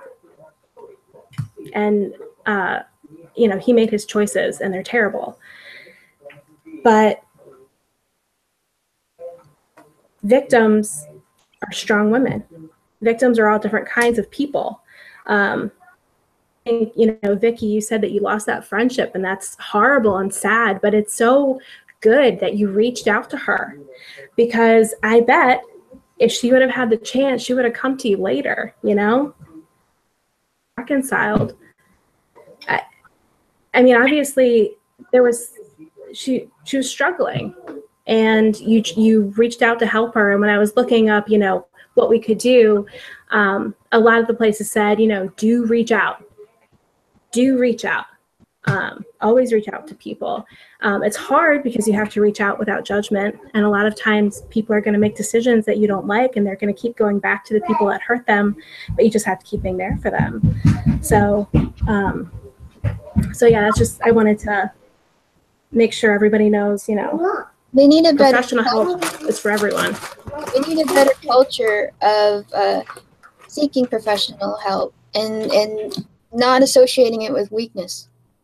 It knowing yourself and seeking help when you need help is something mature people and adults need to do for their children, of course. But it's part of life. Everybody struggles. A lot of people look strong, but you don't know what their struggles are. And don't judge people for seeking mental help. I want to welcome. I'm sorry. Go ahead.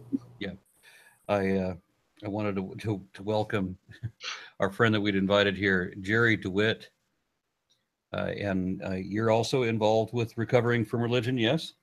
I was the first executive director, what feels like a lifetime ago now.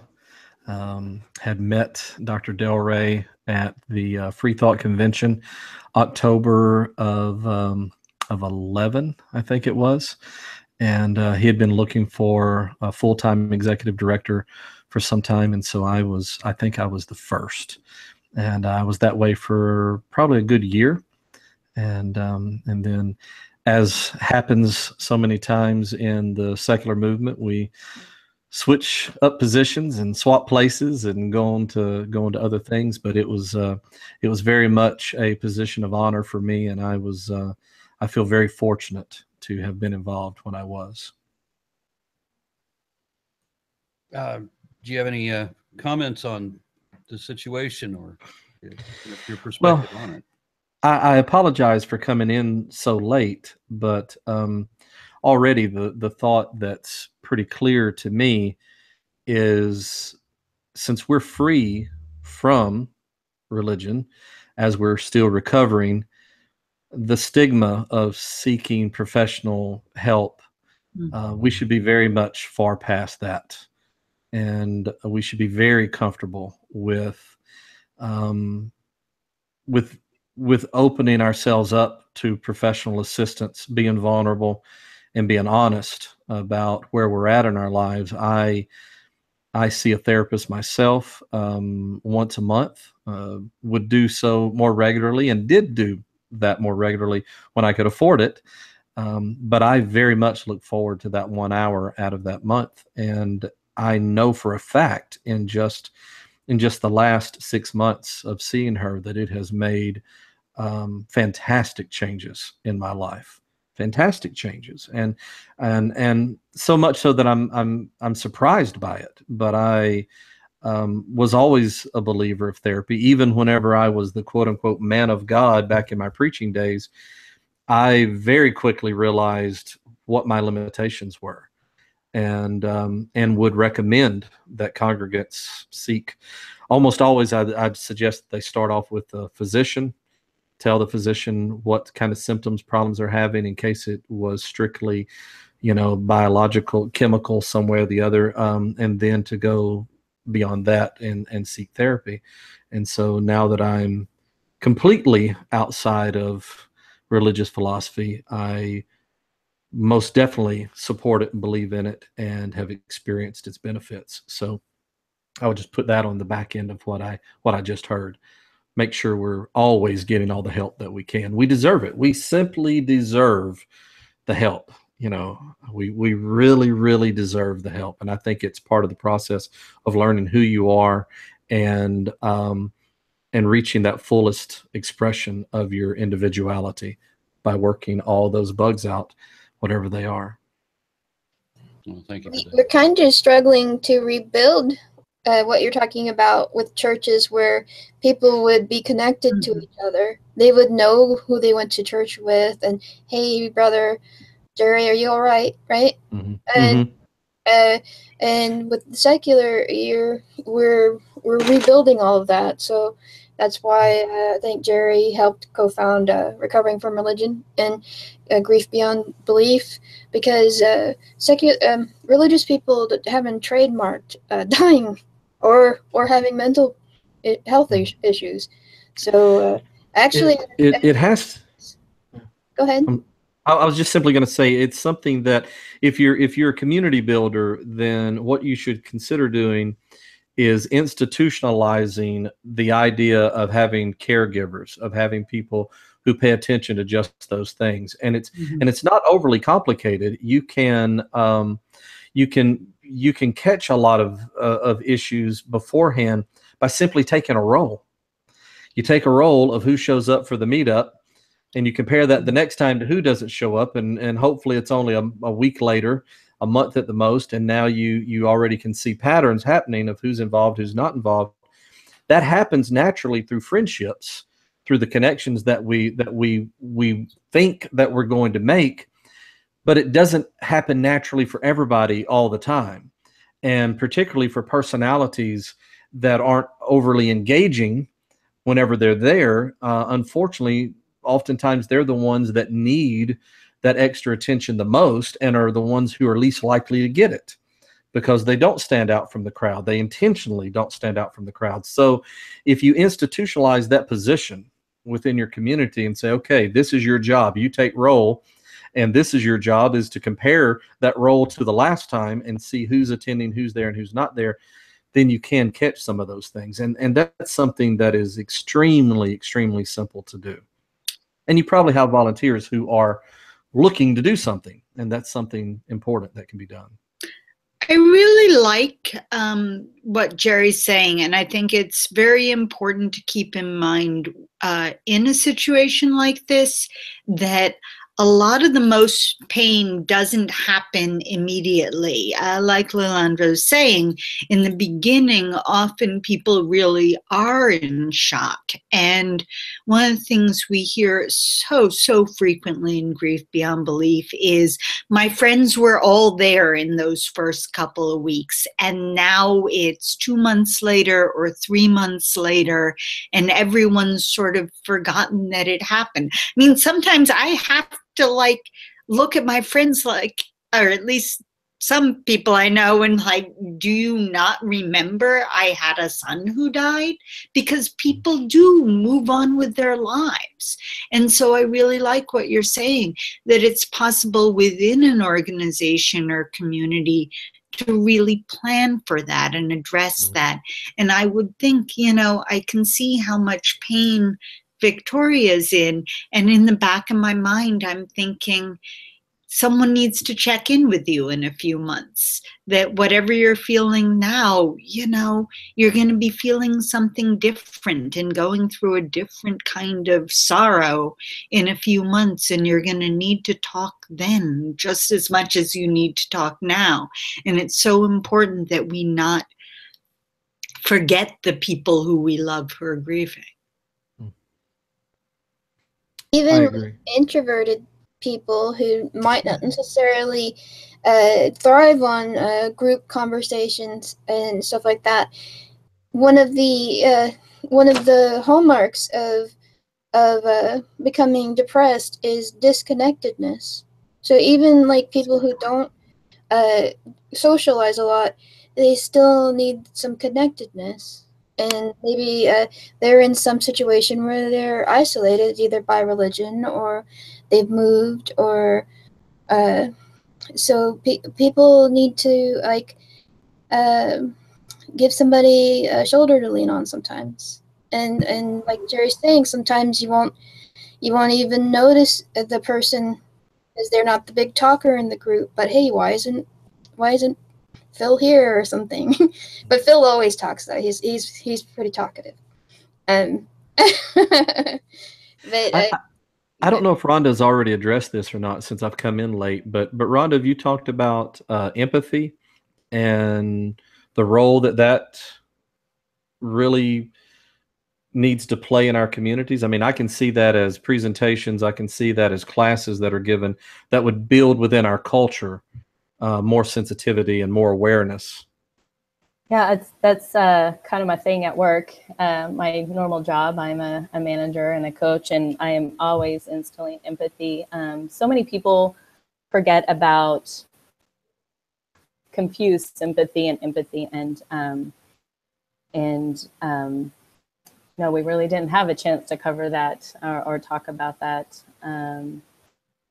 But in this situation, there was something you said a while ago, Victoria, that really kind of stuck with me. I'm not meaning to change the subject, but I wanted to address it a while ago when you talked about it. You said something, I'm not exactly for sure the words, but were you aware of what was going on with her behind closed doors? I don't. I wasn't completely aware of what was going on behind closed doors, but I did know that Scott was not a nice person, and I did know that he had some level of control over her. I honestly don't know exactly what happened behind closed doors, but I did immediately recognize that he was not a nice person. The reason I say that is I don't talk about this much, but I am a victim of an abuser. I was in a very bad relationship, and when that ended and I got away, I got away from that. So many people around me knew this was going on and did not come to me about it. And I got so angry. I get so angry with each of those individuals that saw that I was being hurt, and they did not come to my rescue. And that's something I want to remind people out there. If you're seeing it or you have any kind of inclination that something's going on, please try to reach out to those individuals. They may not hear you. I was terrified, but And she yeah, pushed reach me out to those individuals. Yeah, I reached out to her and she pushed me away. So yeah. If you're someone who's experiencing that right now, you're in a domestic abusive situation, reach out to professional help if you don't feel like there's someone close to you you can trust. I agree. And then that's part of, knowing that people are hurting. That's kind of where I have sympathy for individuals. I use some of what has happened to me in the past to be able to address like people that are in pain and be able to put myself in their shoes. And being able to, have my empathetic, instinct towards, other human beings in general is because I've, been through hell, excuse the term in this, but and back and been able to be one of those survivors, as people were saying. I am a survivor of domestic abuse, and I'm stronger and more confident now than ever because of that. I'm so glad that you can say that you can say that you're a survivor and that you were able to get out of that. It wasn't easy. I'm very lucky. I wonder sometimes why I'm still here, actually. It's a two-part thing. First, you have to know that you need help, that it's not your fault. Oh yeah, of course. You don't deserve to be treated that way. Right. And so many is seeking help and knowing where to find it, because help sometimes isn't so readily available. Right. Go ahead. Exactly. So some as a point of view from a victim, I should say, because so many people look at me now and they're like, how did you allow something like that to happen? And they don't understand the mind games that an individual will play on you. For 3 years, I had this so-called amazing relationship where I didn't live with this individual, and then made the decision to move in the 4th year, and then everything changed from that. So, and then there's much more added to that. But I did survive. I am stronger, and I'm here. If, you know, I see someone I know that comes to our group meetings and they start to open up to me in regards to any kind of domestic abuse, I, you know, hey, let's catch up afterwards, or hey, let's meet for coffee. And I try to explain my story and in hopes that they will open up. And that has happened with individuals before, is, you know, because I, you know, being a victim, I can almost kind of spot those people. And just being very empathetic to their needs of just listening to them talk and being there and being a shoulder for them. I'd like to know, Yeah. we're up on 2 hours now. And of course, the goal for this was to raise money for these 3 traumatized girls who've lost both of their parents in a completely senseless way. And the fundraiser campaign, the GoFundMe that was set up, during the course of this 2 hours that we've been talking, we've raised almost $1,400, not including the amount that's going to come for this podcast, which would be another 500 or so. So we're looking at about a couple of $1,000s that we've raised just on this, just in a bare minimum.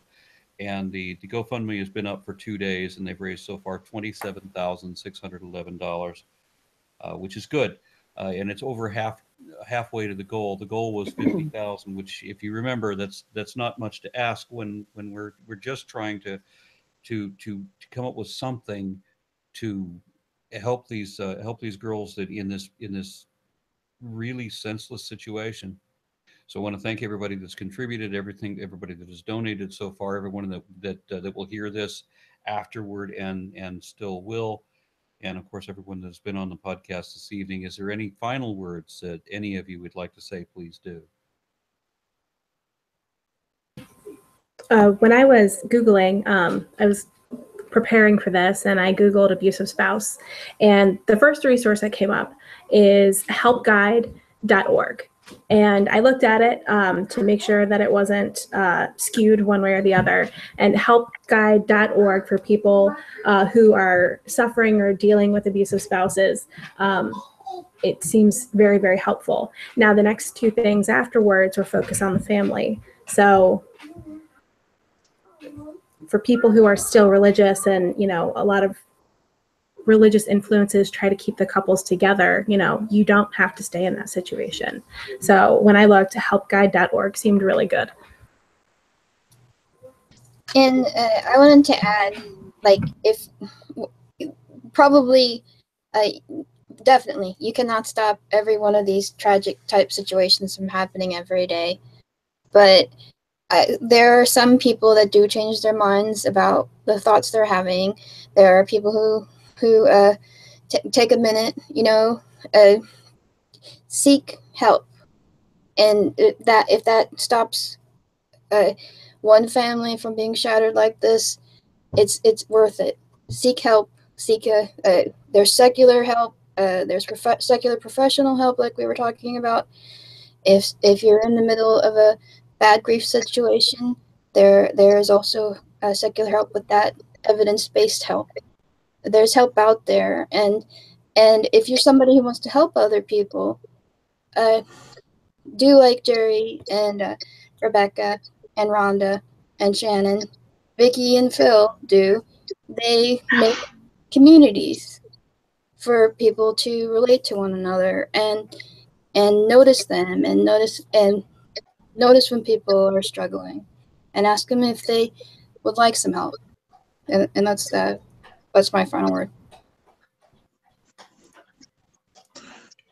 I'd actually just like to share a resource that I found, and I did this by Googling because I wanted to see what kind of support resources were available in the San Antonio area. And what I found was an organization called Parents of Murdered Children. But I did what we really recommend doing at Grief Beyond Belief if you want to help support people, is reach out, get the information, because when you're grieving, you're not necessarily in the best shape to go shopping for help.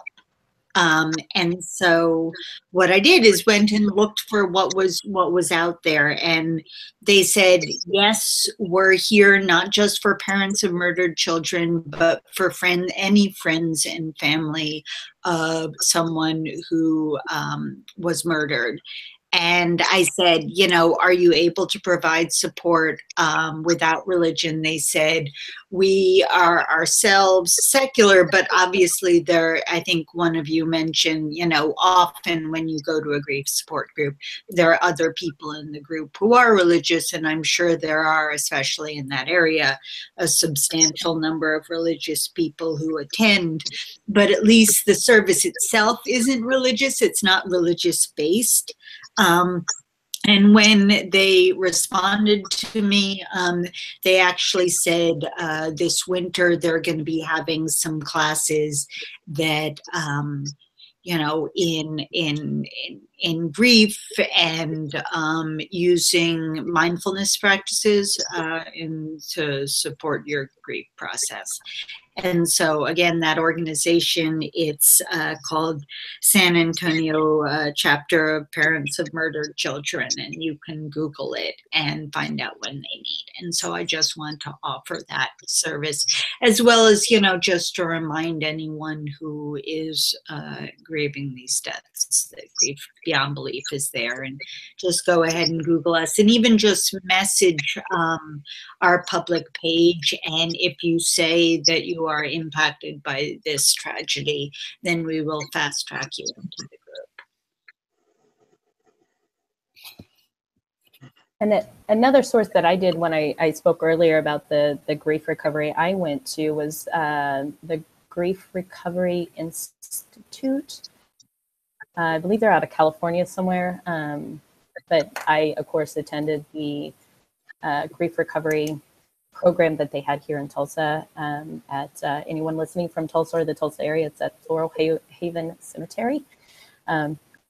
And that's not creepy at all. It is outside of the cemetery, but they have an excellent program. Like I said, it helped me a lot when I was dealing with the grief of losing my brother. So anybody who's listening, that's Grief Recovery Institute.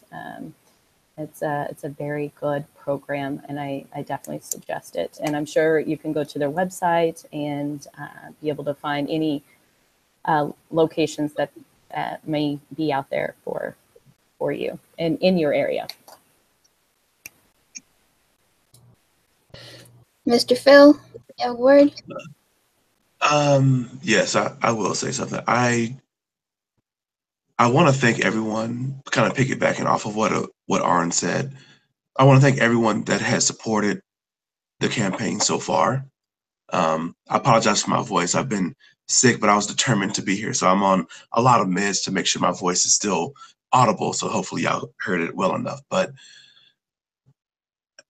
being outside the home and seeing the SWAT teams and the police and the tear gas being shot, not knowing if my friends were still alive or not, and after hearing that they were both deceased and found upstairs, all the pain that I had and me breaking down behind the press camera so they couldn't see what I was feeling at that time outside the house, all of that pain that I was in is nothing compared to what these girls are going to be dealing with going forward. And through everything I was feeling on that day, my thoughts turned to them and their future and how I could try to do something with this tragic event that's happened with my friends and help their children to do a little better in life. Like I said before, they're not necessarily going to be all right, like all right. They'll be all right as they can be, as they recover, and as I hope they can be. And I will be there to support them in any way I can here while they're still here in San Antonio. And even if they leave, trying to be a resource if the family needs it. But I just want to thank everyone who's contributed to that campaign to help these girls. I know a lot of y'all didn't know them, maybe not knew them at all personally on Facebook or anything else, but us coming together, that makes me feel like I've done a little something to help these young girls to get by in their lives. And I'm not sure what else I can do, but like I said earlier, even though I'm sick, I was determined to be here because I wanted to do something. I didn't have the closure of knowing exactly what happened in that house and the holes that are in that situation, because no one is there to fill in those gaps for me about what happened inside of that house before I got there and while I was still outside the house waiting for this ordeal to be over and for them to actually say what happened. But thank you to everyone that's been watching this and that has donated. You have no idea how much it means to me as their friend, and no idea how much it means to the girls that will have to be dealing with this. And I can only hope the best for them and offer my support for them. And just thank you all so much. I think that sounds like a place to end it. Oh, Vicki, Wait, did you want to say something? I just wanted to say incredible and strong and smart, and I miss her greatly, and I just wanted everyone to remember her name. Her name was Jennifer. And Jerry, do you have a final word? I don't think there's any way that I could add to what Phil and Vicky have said. Okay. I'm going to go ahead and stop it. Thank you for everyone that has donated. And I'm starting to choke up here. Held up to this point, but I'm out.